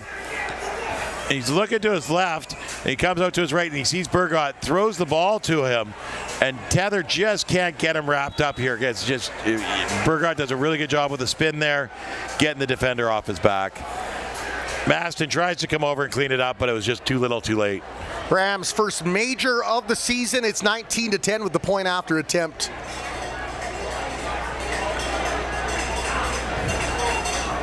Kick is up. Kick is good. 19-11, and we've got a one-score game. The Rams find themselves only trailing by 8. Well, and like I said, if the Rams want to get back in, they have to be very methodological in their way of marching down the field, which they've just done here. They've done a really good job. March down the field, put some points on the board, and now they've got to come out and play some defense.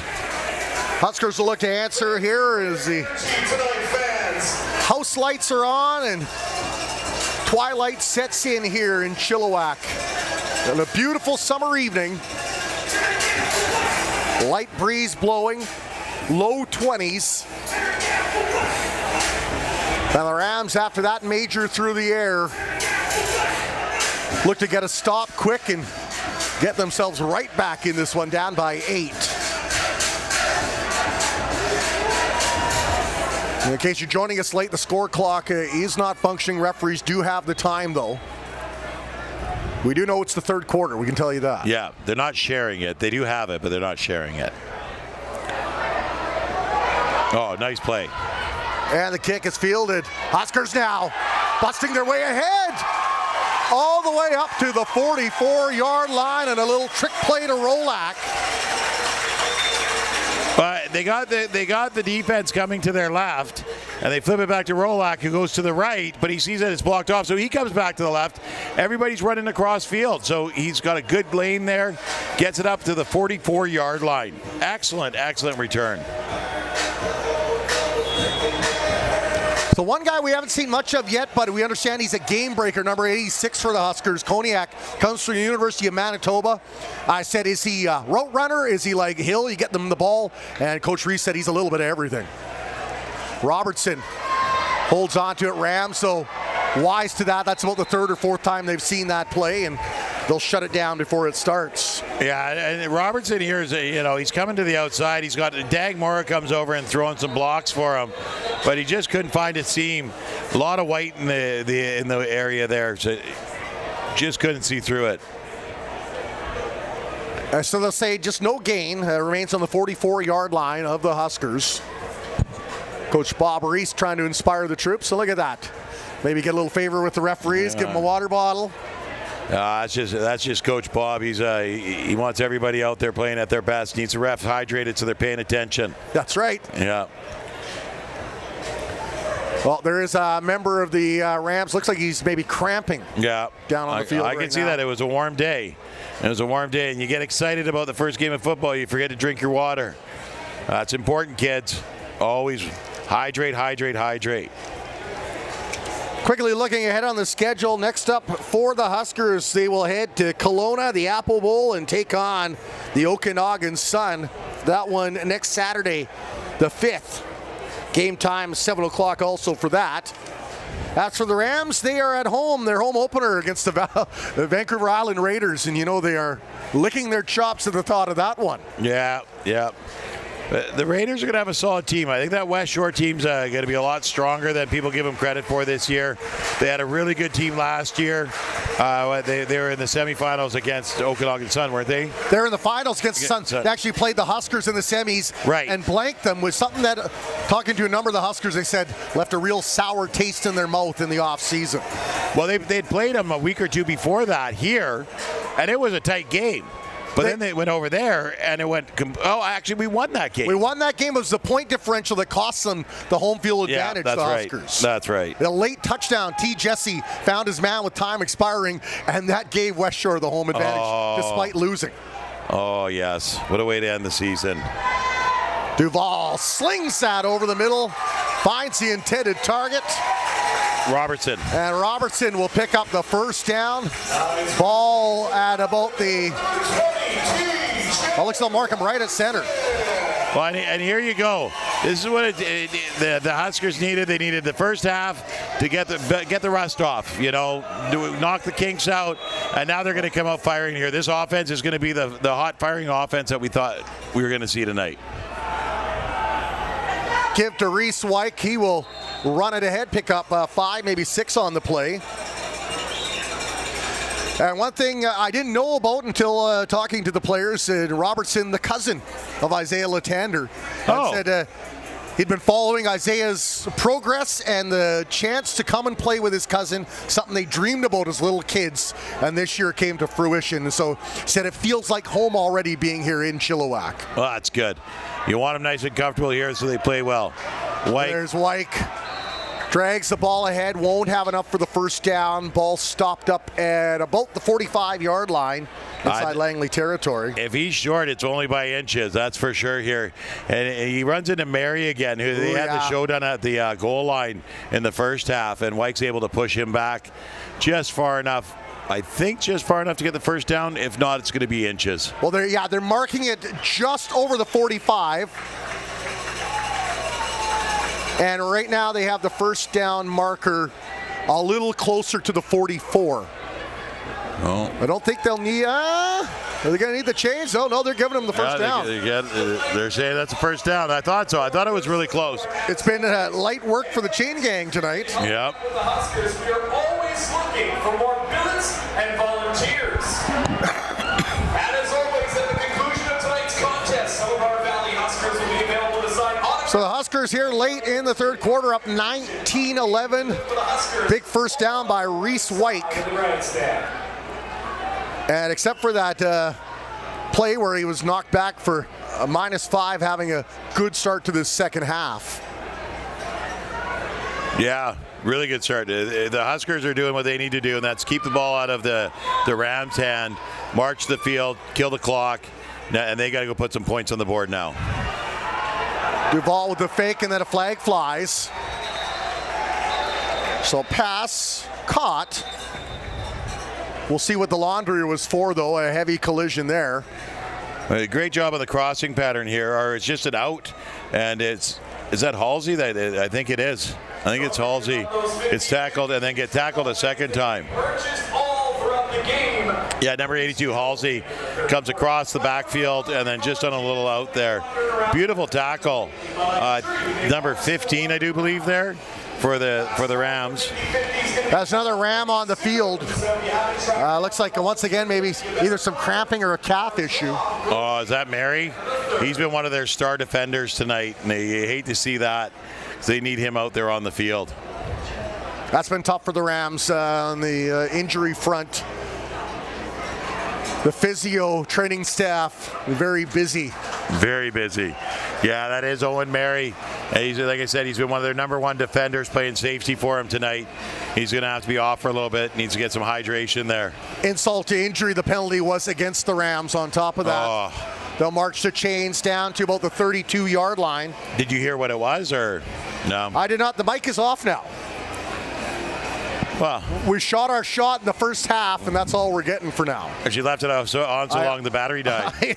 That is a real possibility. Should have used Duracell. Little bunny hitting the drum. Brought to you by Sidekicks. Last call. Go and see them to the left of the grandstands. There's the give up the middle to number 11 for the Huskers. Jawad Harb. Jawad Harb. That's the first run we've seen him with it tonight. But this is another guy that's got great potential here for the Huskers. They've got some speed, but he's not afraid to run down the middle. And if you see it, it's just a shoelace. He's got the shoelaces on him. I don't know if they're giving Wyke a breather, or if he's hurt. I hope he's not hurt.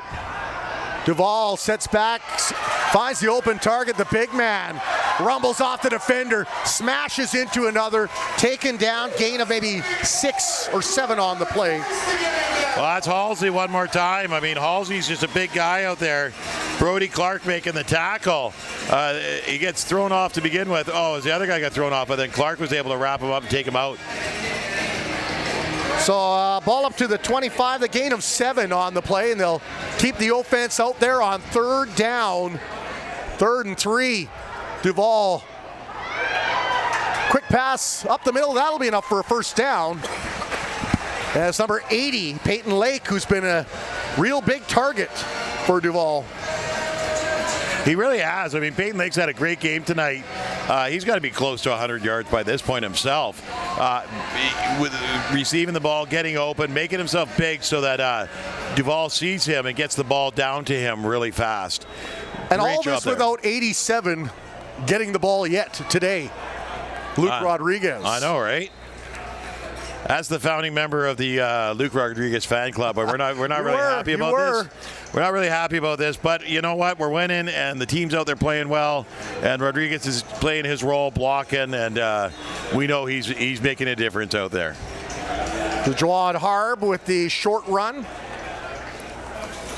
Bring up second and about 8. Huskers near the goal line, almost picked off, bounces up in the air. They smash into each other. It was held on to again, and if Duval didn't have any luck, it'd be just bad luck. Well, it's not a catcher. You watch, it goes off here, hits the upright. At that point, it's dead. Some of the freakiest plays, the ghosts of Huskers past, and it ends up in the midst of number 99, Carson McQuaig. And I think it's going to be, they're going to kick a field goal here. It hit the upright. The ball's dead. Ah, right. Yeah. You can't intercept it off the... I was going to say, that's a rough night when 2 or 3 of your interceptions are bouncing off of shoulder pads. It's rough. And I mean, I think the one when he was just throwing it away and the offensive lineman stepped in front of it. So it should be a chip shot for Saunders here.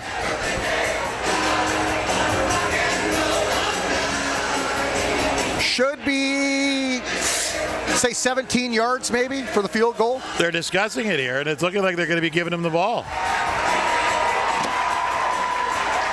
I'm pretty sure that if it hits the uprights, it's dead. You can't hitch it and come back into play. We got our man Luke Rodriguez is down there discussing with the referees. He'll sort this out. Isaiah Latonder, Luke Rodriguez. Might need a few more years of law school to get what they are arguing for.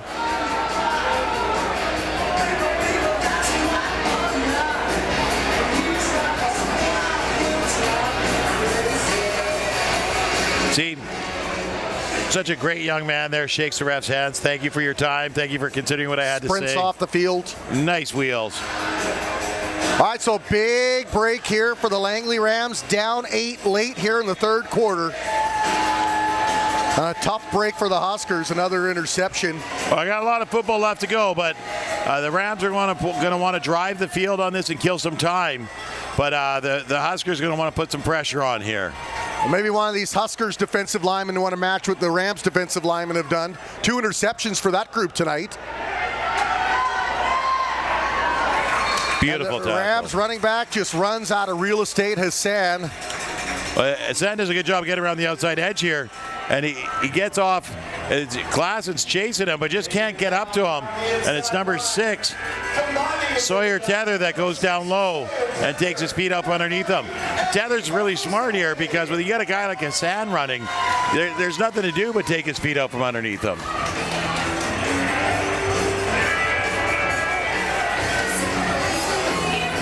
So they mark the ball at about the 15-yard line. It's a gain of 10, I would say, on the play. High snap and a give. And nowhere to go. Yeah, it was Hassan one more time. Just no room up the middle there. A lot of big bodies falling down on him. You know, these guys, they're just battering rams, and after a while, it's just got to start to hurt. There's going to be ice baths aplenty the way these lines have gone at each other. And good news for the Rams, they've got a kicker in Dosanjh who can absolutely hammer the ball.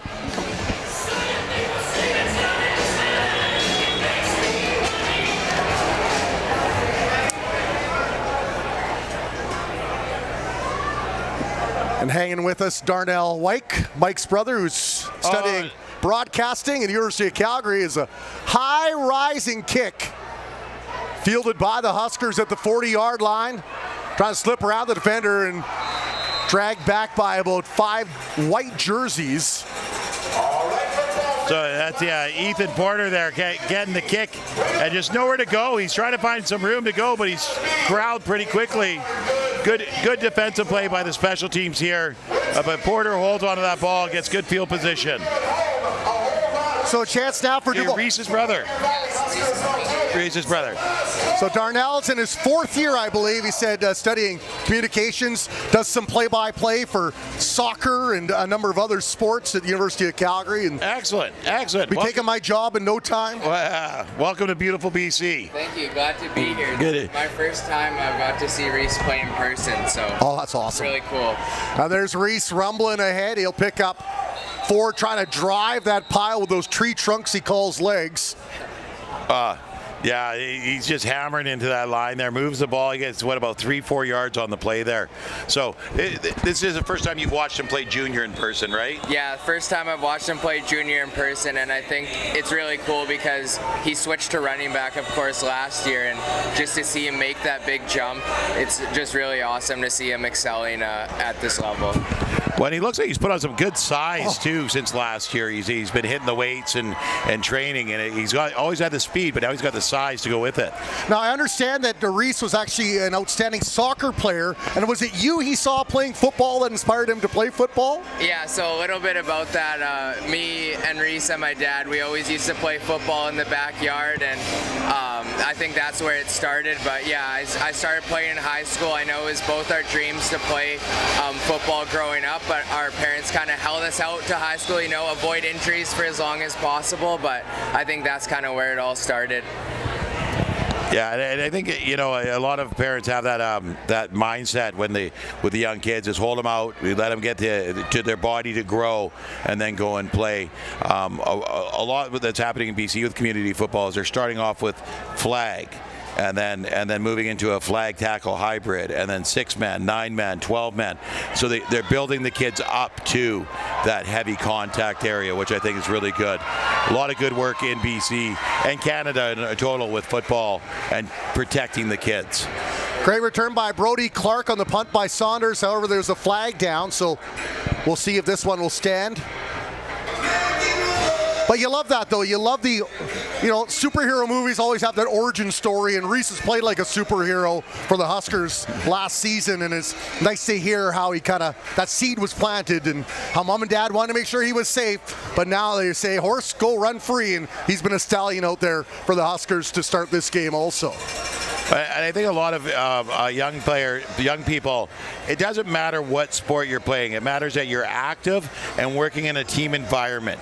And once you're doing that at a young age, whether it be soccer, baseball, football, hockey, but you're working in that way, you're adaptable to other sports because you understand the team environment, coaching, you understand the hard work you have to do to be successful in the sport.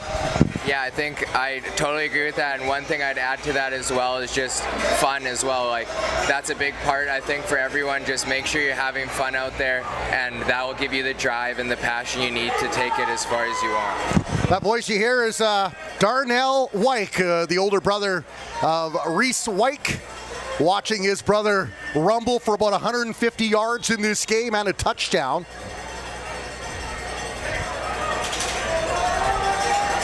Be the Rams now starting inside their 30. Trey Jones airs it out looking for his man.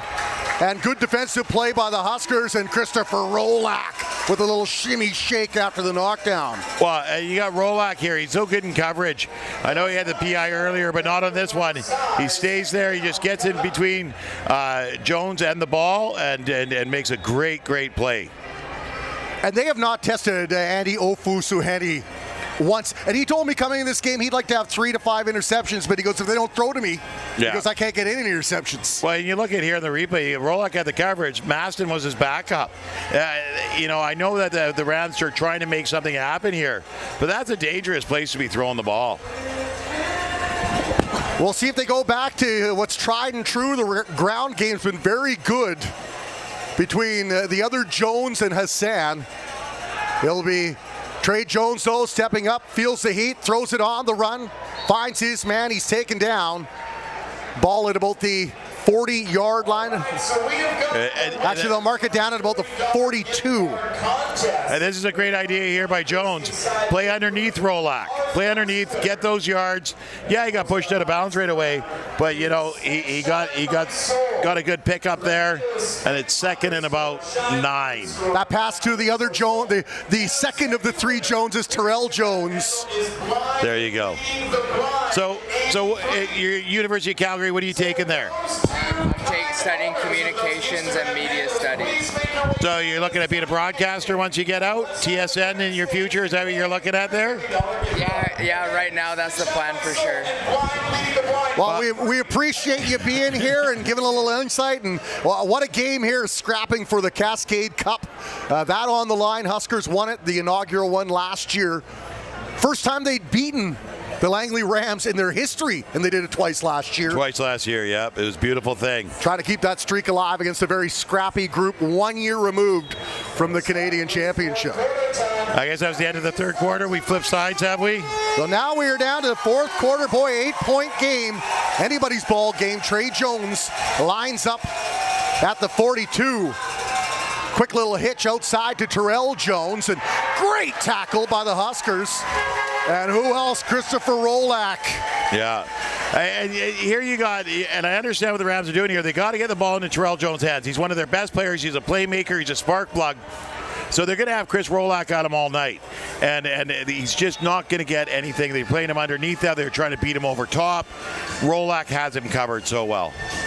So a gain of 2 on the quick little hitch pass, and Trey Jones will try to muster something else up. 3 receiver package far side, 2 to the near side. It will be Bruce Jones flanking him. He pulls up to block, finds the intended target, and that will be a first down over the center stripe. As number 9, Isaiah Edwards, will pick that up. Isaiah Edwards made a couple of good plays today. This is a really good one here. He catches the ball, but gets around his other receiver to use him as a blocker. As you got Sawyer Tether comes up and makes the tackle. But Edwards was able to pick up a couple extra yards on top of that. The ball is marked at the 53-yard line early here in the fourth quarter. Rams starting to get into a little bit of an offensive rhythm, as Trey Jones has been successful on 3 straight passes. Jones will air it out again. Good angling there by the Huskers defender. Keeps Terrell Jones from getting his mitts on that. Well, I think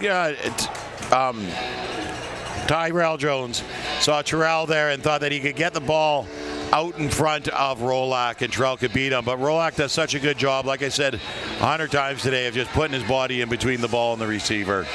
It's really good. He's got a head coach that understands what he's going through. He was a quarterback for the Rams himself, and Coach McCarty of the Rams, who took over after 3 years as quarterback coach. So good rapport, I'm sure, with him just from that coaching aspect. 100%. 100%. Yeah, because he's been with him for the last 3 years. Quick pass over the middle, and the Rams complete the pass again. That's 4 of 5 for Trey Jones here on this latest run. Trey Jones knows what it takes to win. He's been there, and he's doing a really good job here finding the receivers underneath and picking up chunks of yard. And they're killing the clock at the same time. So this is a smart play by the Rams here to not run down and score right away, but to march the field. Rams now will bring 3 in motion to the near side. Trey Jones steps back and likes to run himself, looking for a block, and he gets one. He's still on his feet. And Trey Jones, to the delight of the Langley faithful in attendance, and a huge run for number 11. And that's what you don't like to see. Now he's limping, running back on the field. He went out of bounds there, but he went hard into the fence, and now he's kind of limping a little bit as he gets out on the field. I think it's going to take a lot more than just that to get him off the field. but he looks like he's in a lot of pain. Here he goes. He breaks away. Great blocking here by number 18. Ooh, and a stiff arm. Good stiff arm. Goes to get out of bounds here, and the defender just kind of hits him as they're heading out of bounds. Opusuheni does, and he goes hard into that fence. And he curses a little bit there, and you can see him. He's limping. So hopefully that doesn't take away from his play here for the Rams' sake. Rams threatening down by 8 here in the fourth quarter. Under the lights at Exhibition Field. There's the give to Jones. Gang tackled and taken down.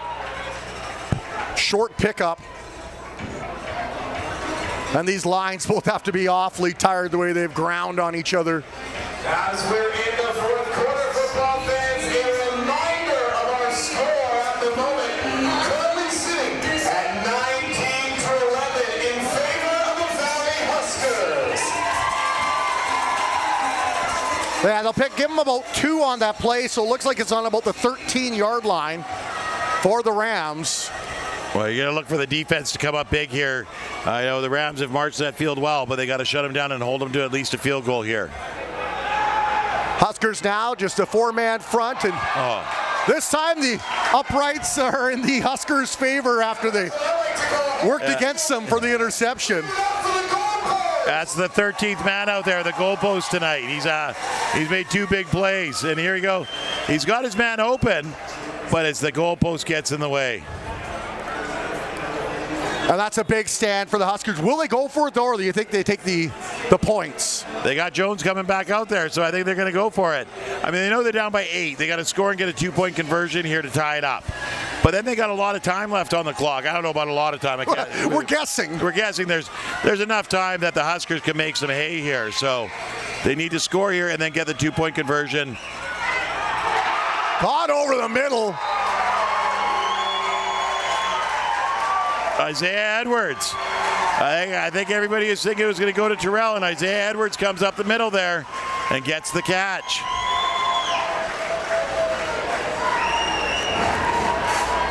And my goodness, we've got a game. Touchdown for Langley Rams. It's a touchdown Rams. And all of a sudden, the Huskers find themselves clinging to a 2-point lead. And they're going to kick it. Just going to go for the 1 here. The 1-point convert. I was going to say guaranteed points, but we've seen over the years it's never a guaranteed point in the junior level. Well, and here we go. And like I said, we got no score clock tonight, so we don't know how much time's left on the clock. But I'm guessing we're probably got about half the fourth quarter left. So the Huskers here got to be smart. They got to march down the field and put some points on the board and make it that if the Rams want to come back, they got to march back and score.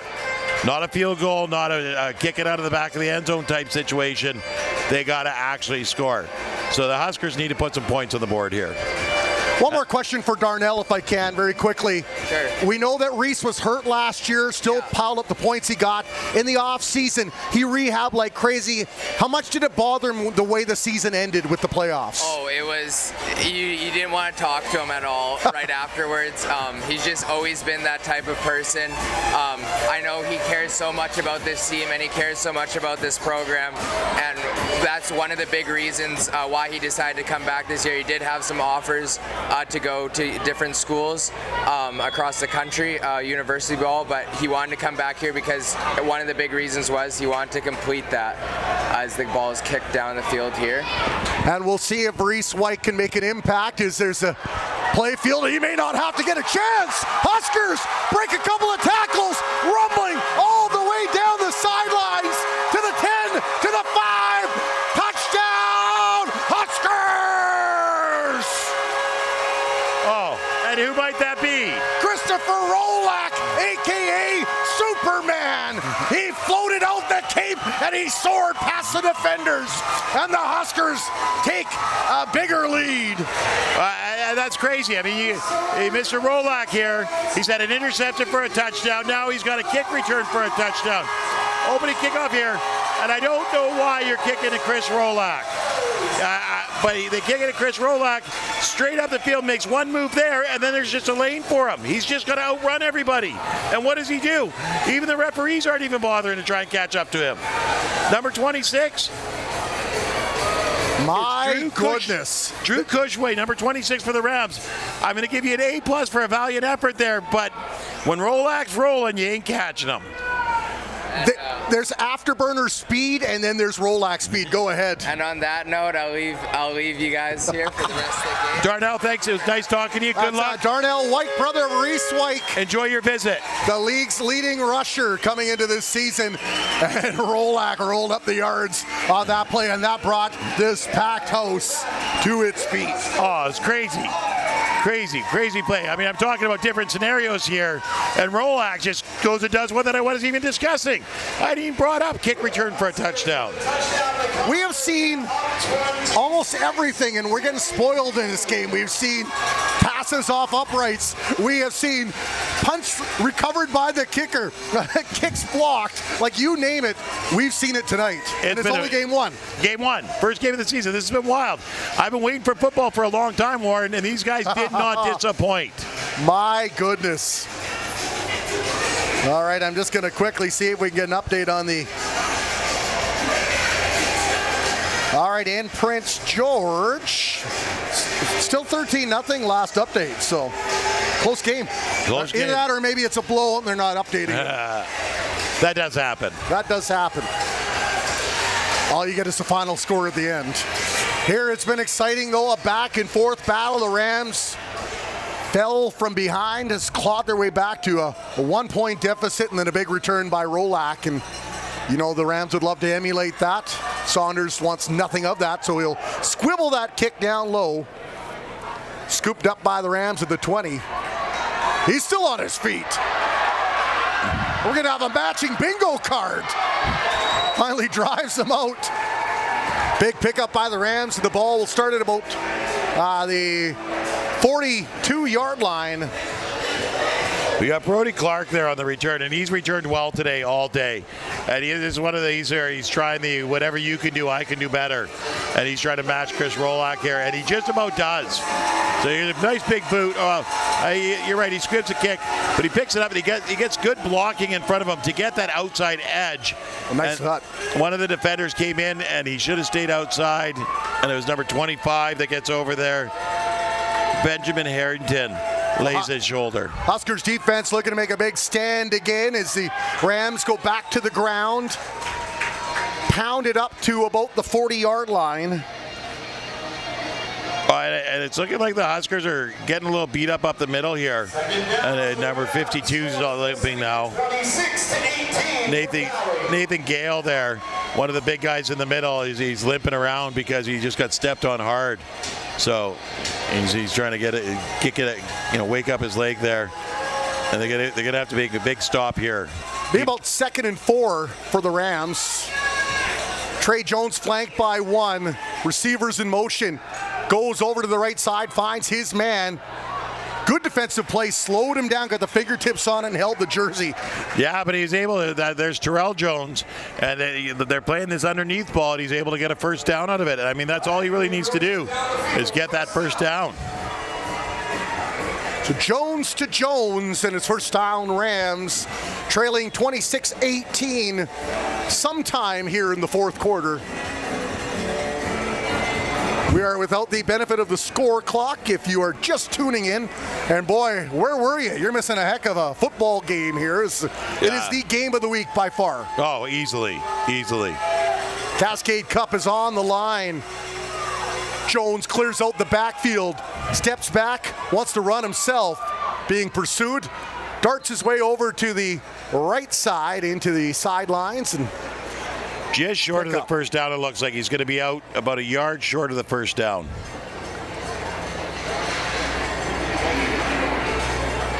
The ball was at about the 35 when they started.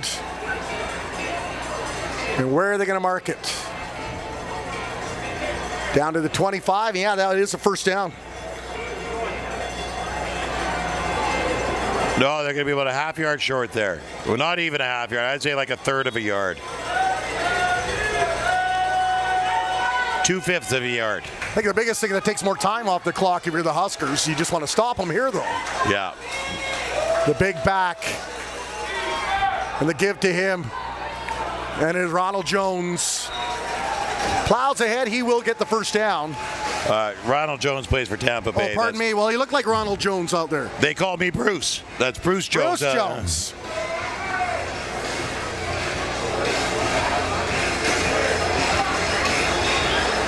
Guess Jones in for that first down, right? Is that how it goes? That was very punny, I know. Hey, I've waited a long time to break them out in this game. Your restraint has been noted, all the way to the fourth quarter. Trying to be professional, I can't help it. Yeah. Gets too exciting, it's got to come out. Well, especially when you get plays like that. Like they've just been going back and forth here with big plays. And it's just been so much fun to watch. Jones now, play action. Throws that wide, that one tipped up for grabs. Two defenders in the vicinity. Chris Rolak and number 16 for the Huskers. Raiden Maston. And Maston goes up there, and he wanted that ball. I think Rolak might have knocked it out of his hands there. That was Nadol Tedeschi. He's got to feel like the most hard luck kid out there. He's had 3 opportunities, 2 overthrown and 1 into double coverage. Yeah, but you know what? He just keeps going out there, runs his route, and fights for that ball. He's doing a great job out there. I think he got 1 catch earlier. Chance of defense now coming from the stands here at Exhibition Field. Saturday evening, kicking off the BCFC season. Jones steps back, feels the heat. Slings it out wide. He had his man and it slipped through his fingertips. It's number 12, Ryan Gosen, who I believe has a touchdown tonight. Yeah, Ryan Gosen's got a touchdown tonight. Ryan Gosen got hammered early in the game, went out, came back, and has played like a monster since. And he just couldn't bring this one in. And number 6, we got Tether there, making sure that if he was coming down with that ball, he wasn't going anywhere with it. Yeah, he's a number of returning defensive backs that the Huskers have. And the way football season goes, you need each and every one of them, don't you, to be competitive? Each and every one of them. Just throughout the course of a game, it gets to be a long haul, and they got to rotate some fresh blood in there. Biggest third down of the night for the Langley Rams here, trailing by 8 late in the fourth quarter. Jones barks out the signals, steps back, little pressure, throws that almost intercepted. If only he'd worked on his vertical a little bit more. Well, and here you go. You see Jones drops back here. He gets some good protection. He gets rid of the ball, and it just doesn't make it. I think it's number 81 there that's digging for the ball. Isaiah Anderson just can't bring it in. So that was a huge play for the Huskers defense. 3 straight passes incomplete, with the Langley Rams threatening again to tie this thing up. And now it's a matter of, can the ground game get going again, or those offensive linemen have enough juice left in the tank to open those holes up for Reese White and Jawad Harb and company? Well, that's the thing they want to do right now is kill time. So they're going to run the ball. They're going to try and move it up the field, keep picking up first downs, just like this. Flag did fly, though. I think we're going to have holding or offside on the offensive line. Yeah. Which is a shame. It'll come back as Jawad Harb. Here's White right here, and it's Harb. Number 11. Harb does a great job dropping the shoulder there and clearing himself some space. Beautiful job. Something I talked to Isaiah Latander about too. He said you're going to notice this year the offensive line's going to move around a lot more because of Duval and the way he's mobile. And he said he likes that, getting out. He said we love to pass protect. He goes, but we really love to get out and hit some people on pull blocks and things of that nature. Yeah, so it's 5 yards. So it must have been an offside or on the offense there. So now it's 1st and 15. That ball was on the 15, and now it's back on the 10-yard line. You have to be very careful in these situations. Tough tests for Tyron Duvall and company, and he'll hand that off, and Harb rumbles his way ahead, and there's a flag. Fumble. Was that a face mask in there, though, because it came as he was going down? I'm not sure, but Langley's obviously got the ball now, but how did they get the ball? That's the question. And was he down first? We'll let these referees sort it out, and we have the benefit of the best view in the house. Let's see what happened here. We got Halsey going across. Harb gets the ball. He goes through. He's down, and then the ball came out. So that ball was not loose ahead of time. So I wonder if the flag was because he hit him after he was down on the ground. Could have been, yeah. Looks like the veteran crew out there discussing things. Yeah, they've been, they got a couple of the young guys out there doing the lines today. Brad Dutchin and Mark over on this side here. And they're doing a really good job. And it's looking like the Huskers are saying the ball's going forward their way.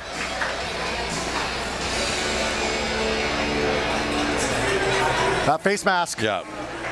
The rare time I get it right. Yeah, good job. I can't get the names on the jerseys right. At least I got the face mask. You know what they say, blind squirrel gets a nut once in a while, Warren. And I am a little nutty. Yeah. A big penalty, though, against the Rams here. We're assuming it is getting late in the fourth quarter. Well, and that was huge. It really was. And you're watching it here. I don't really see. All right. Oh, he there. grabs the helmet right there, yeah, and drags him to the ground. Okay. Yeah, you didn't see that from the other angle, but he gets a hold of it there. That was Sean Cullen, number 4. And he's been playing excellent today, Sean Cullen. He's been playing really good. He's been one of their best defenders. But he didn't lose the ball until after he's on the ground, too, so it wouldn't have been a fumble. And a scamper ahead to pick up 3, maybe 4 on the play, and it is 23, and I believe that is the newest member of the Huskers. Is that Keowin? Keowin, yep. Comes out of Medicine Hat, and Abdul Keowin. Coach Bob Reese told me, look, this kid, he's electric. When he gets acclimatized, he's going to do some special things. I watched his huddle film, and I had to agree. Yeah. He's got to get in there, get some reps. I mean, this is a perfect time in the game to get some fresh legs in there. Make things happen. Oh, beautiful throw. Pass over the middle, and it is caught, and then Peyton Lake. And Peyton Lake is having a game for himself. Yep. Yeah, when you got a superstar like Luke Rodriguez on your team, the other team's going to be covering him. And they've been covering him good tonight, but here comes Peyton Lake, and he's making it happen out there. By my count, that's the 5th catch for Peyton Lake tonight, and he's got to be very close to 100 yards. I think so, yeah. Well, he had a 51-yard catch, so. That'll do a big chunk of it, won't it? That takes, 50% of it. So the Huskers back to punt. Waning moments here, this fourth quarter.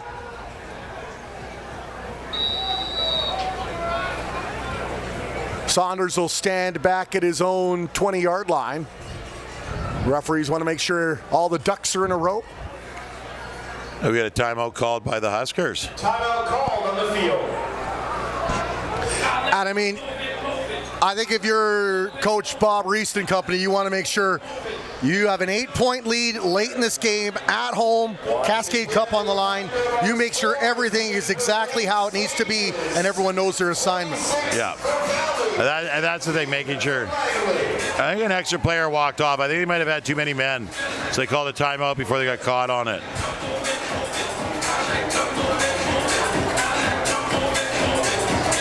So the Huskers will set to punt this one away as the receiver stands at about the 36-yard line inside Langley territory.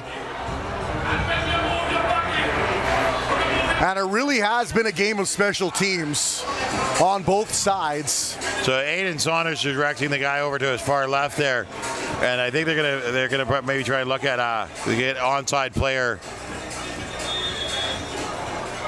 to go get the ball. Saunders takes the snap, throws it up. Rams hit the kicker.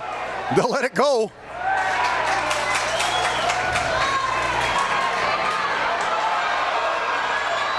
And a good return by the Rams, number 21, Brody Clark again. He's been very good tonight, especially in the return game. In the return game, but I see really a flag good. down, and I wonder if it's when they hit Saunders after he kicked the ball away. Yeah, and I think that penalty might give him a first down here. I'm not sure how that works. So here we go. We got the snap. Here Saunders gets up there. He belts it. And then boom. Then he's hit. Just out of reach of the camera. Yeah. But he took quite the wallop, Saunders did. Yeah. Like that was a good in the rib cage kind of hit. Yeah. So and that's going to be they bring the offense back out on the field.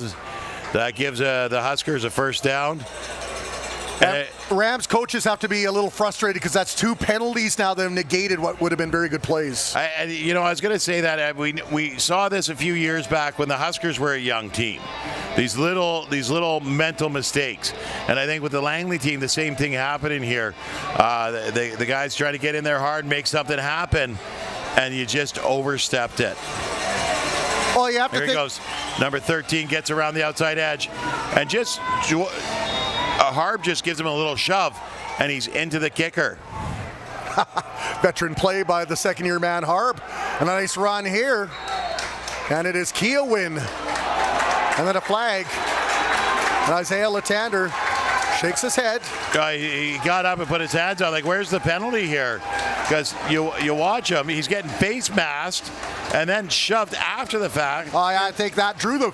Yeah. I think that was almost like a soccer play in South America right there. He got touched and he went down. That is a heavy timber.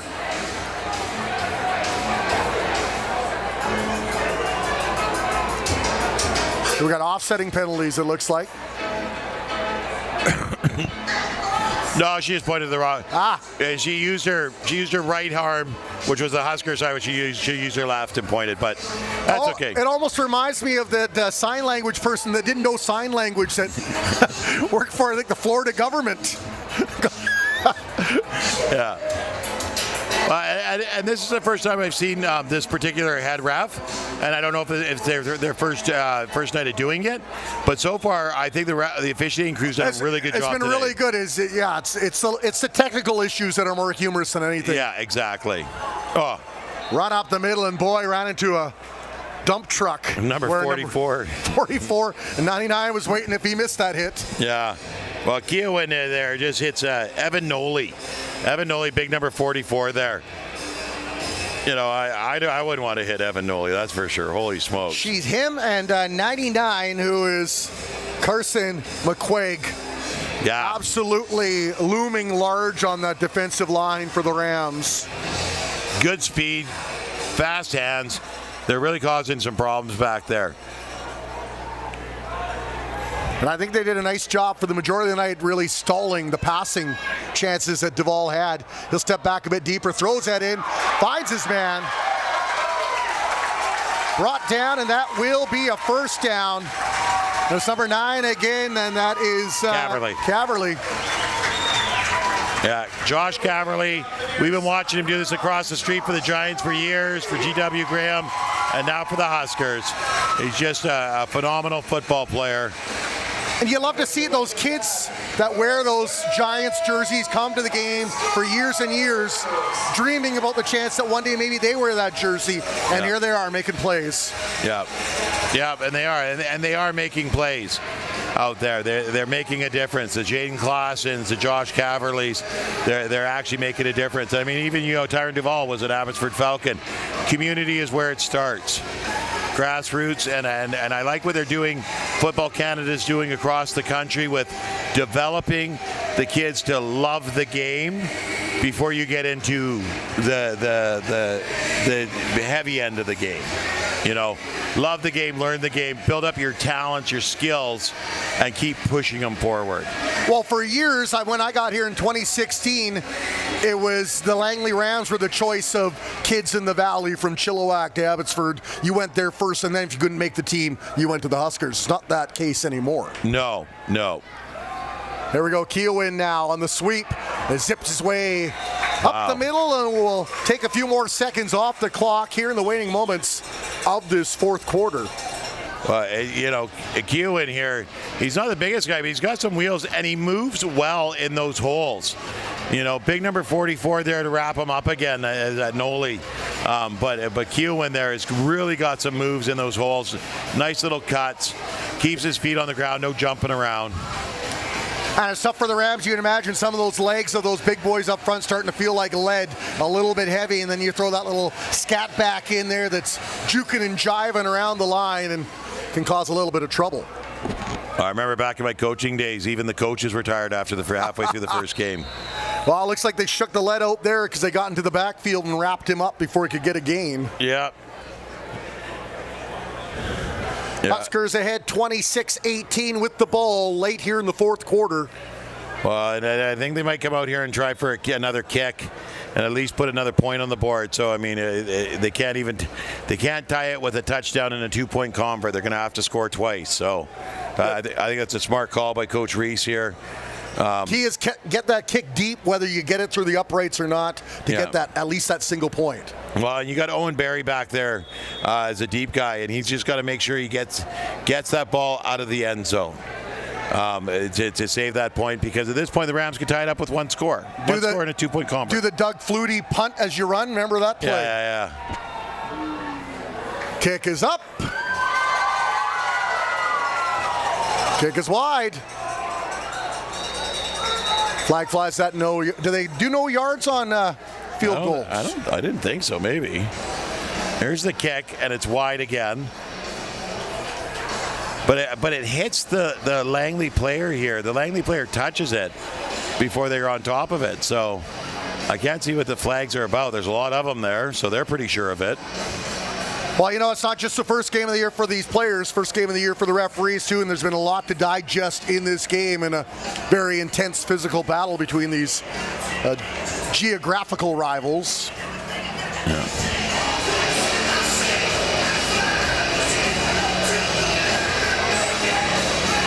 So I guess there's no yards. So that should wipe out the single point, I guess.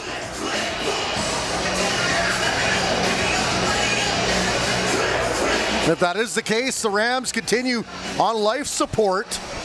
Been throwing a boy here. So here's the kick, and it goes out. Just wide. All right, football fans, we got a winning 50-50 ticket draw here. And Latander comes there. It doesn't. Are they saying he hit him before he had a chance to get the ball? $597 If you're going to call anything, I think that's the call you're going to get. Obstruction, if there is such a thing. Yeah, I'm not sure of that one. Not the blue ticket. But 0-0-3-3-9-1-3. All right, so the ball at the 25-yard line for the Rams, down by 8. Bob Reese wants an explanation from the referees. And I understand why, because I didn't think on a kickoff you had to give the 5 yards. I wasn't sure of that. I'm not sure if CJFL rules a little different maybe than community football. Yeah.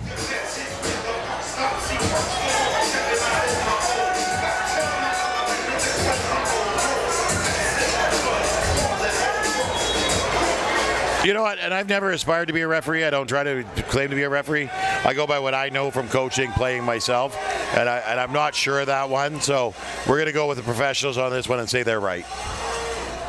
Rams will clear out the backfield, look deep, throw it low instead, and that one in and out of hands of the intended target. Well, Isaiah Edwards here has had a great night so far, but he just couldn't get his hands on that one, couldn't get underneath it here. There's Trey spins over and just off the ends of his fingers. We would love to know how late in the game this is. It's got to be late. There can't be much time left. Well, I wish you'd turn our mic back on and tell us. 2nd and 10 Rams. Once again, they'll clear out the backfield. Trey Jones now feels the heat as the defensive line breaks its way through. He'll throw it up high, and that one batted down. A good defensive play by the Huskers. Number 7. Curtis Flynn. He's had a couple of big plays tonight. He has, and he has Curtis Flynn has a couple of big plays every game he plays. He's a solid player, shuts down his side of the field nicely, and when he's called upon, he makes the big plays. So that'll bring up 3rd and 10 here from the Langley Rams 25-yard line. Huskers defense called upon one more time at least to try to stymie this. Last time they did, they stopped them on 3 straight passing attempts. Well, and the Rams are at the point where they don't have time to be methodological and work their way down the field. They just need to fire it here, and I think that's what you're going to see. 3-man front for the Huskers. Jones inches his way over to the right, throws it long. He's got the receiver, and he's knocked out of bounds at about the 52-yard line. Well, there we are. Isaiah Edwards making a big play again. He's really come to play tonight, and he's been there when his teams needed him. And so he gets a little bit of separation here, and Trey sees it and puts it to him. in an Well open thrown spot. ball, too, just over the two defenders. Very well thrown. He put it in a spot only Edwards was going to be able to catch it. So they'll spot the ball actually at the 51-yard line, inside Langley territory. Time winding down. Rams down 1 score, and the extra point convert, or 2-point convert. Nobody's left this building. This full house is staying. Probably wishing the beer gardens were open a little bit longer. Well, and they said no watching from the concourse, but people aren't listening to that anymore. People are on their feet. They're watching everything going on here. Trey Jones goes out wide once again, finds the intended target to Terrell Jones. He'll haul that in.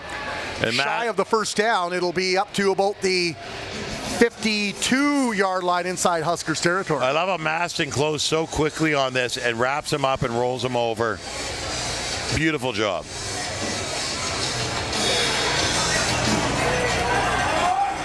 And they're going with the quick play offense here.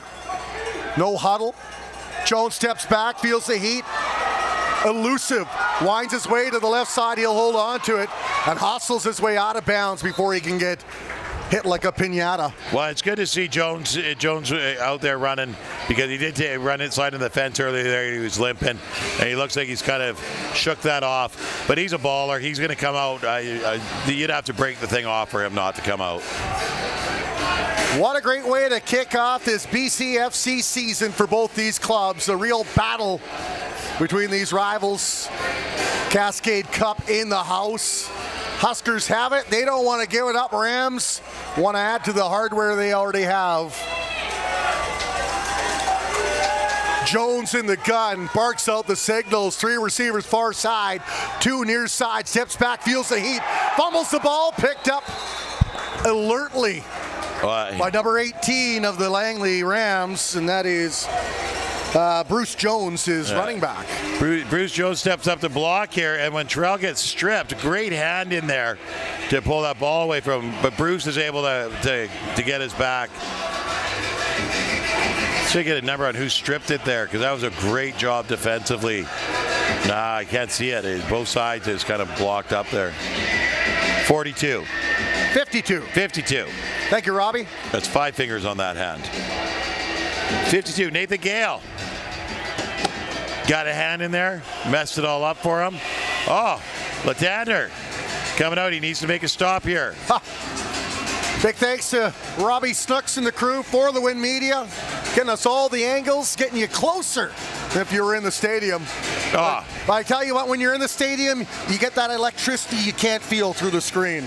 Well, and then you can see us too, and that's a bonus altogether. We don't want to scare off the people, Matt. Halloween's a few months away. Yeah, face for radio. Robbie says there's a reason we don't have a camera on him. My wife and I both appreciate that. Yeah, it did bring the wide angle lens for me, so. Oh, we got the singers flying. 40-yard line. All right, here we go. Of the Huskers, Rams with the ball. 2 receivers set near side, 3 to the far side, 1 in the backfield. Jones in motion, clears him out, steps up, throws it. Got his man down low. Was it caught?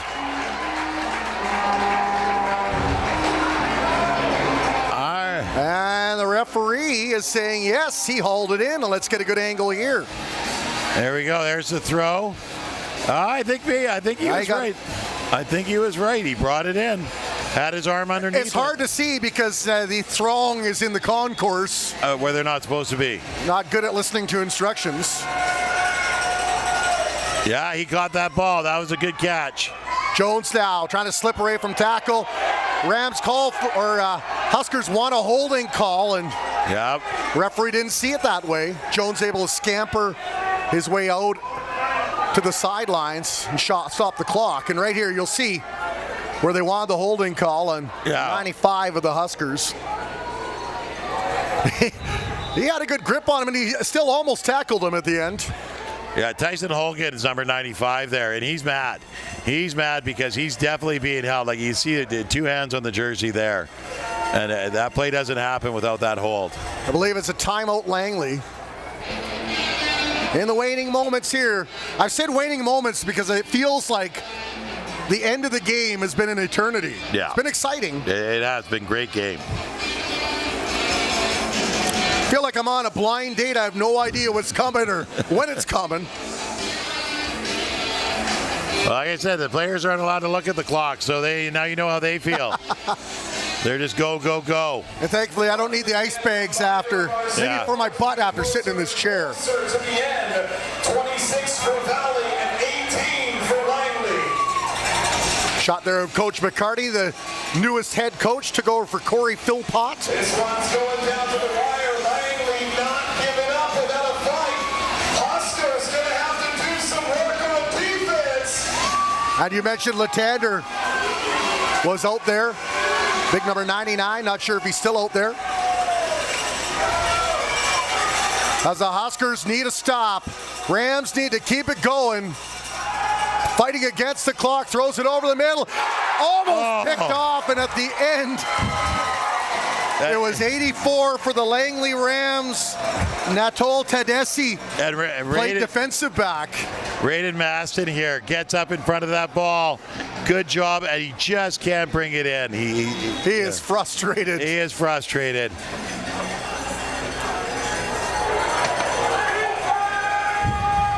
Cries of defense from the stands. Huskers show 4. Jones steps back, fires it over the middle. He's got his man. Or does he? No, ball hit the ground. Woo! Isaiah Edwards there coming across. Brought the ball in, but it got knocked out of his hands. And that was third down for the Rams. It was. There you go. Valley Huskers ball. Just couldn't bring it down. He had the ball when he brought it down. He just did not have a grip on it. And on the ground it goes.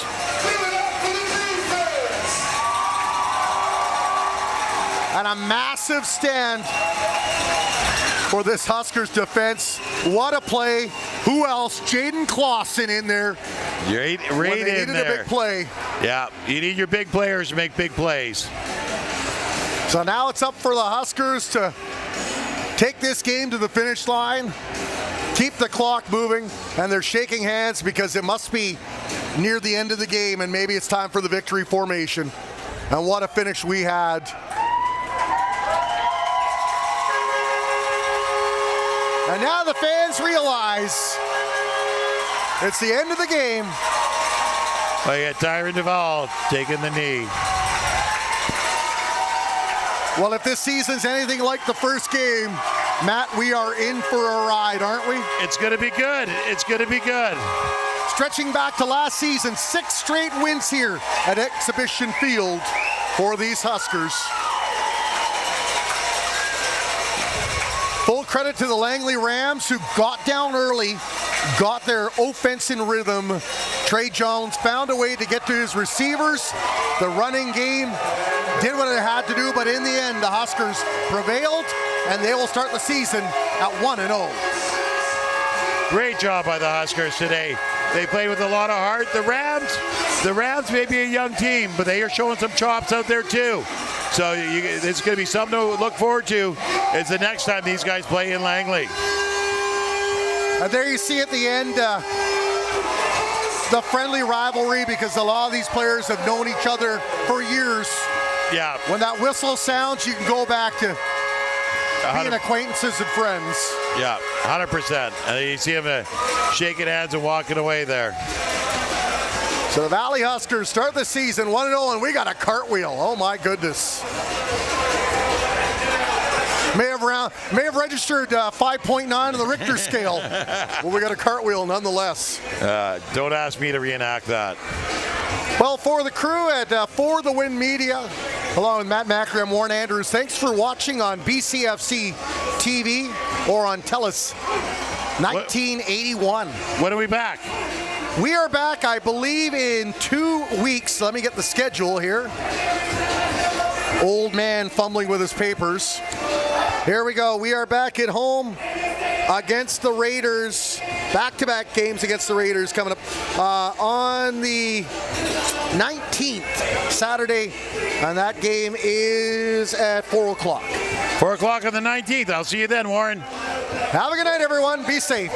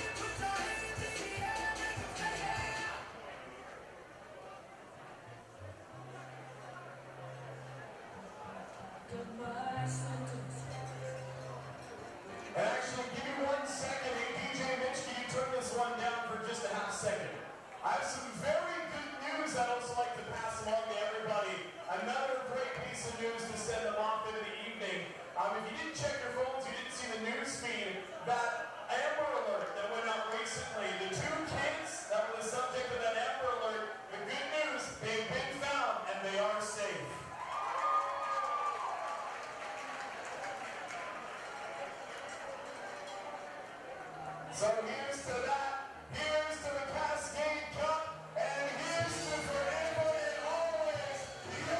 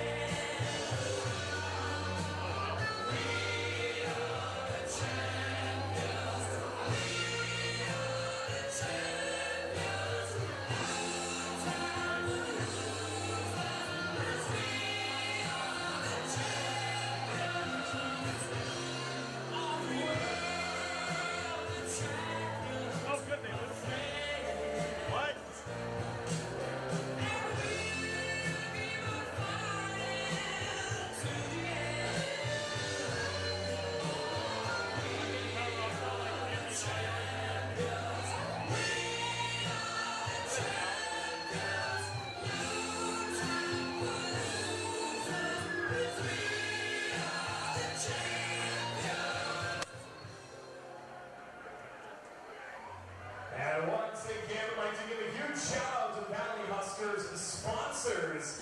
Just as we head out in the evening, Chilliwack Ford, Riverside Equipment, Canado Construction, Bingo Tire, City of Chilliwack MP, Mark Strong, Garrison Pharmacy, Zone Garage, Reach Rentals, Kinetic Signs and Awnings, Rebalance Rehab, Cookwood Kitchens, Fraser Valley Roofing, Bad Dog Contracting, Cultus Lake Golf, Save On Foods, Knights Association, and Friend Pro.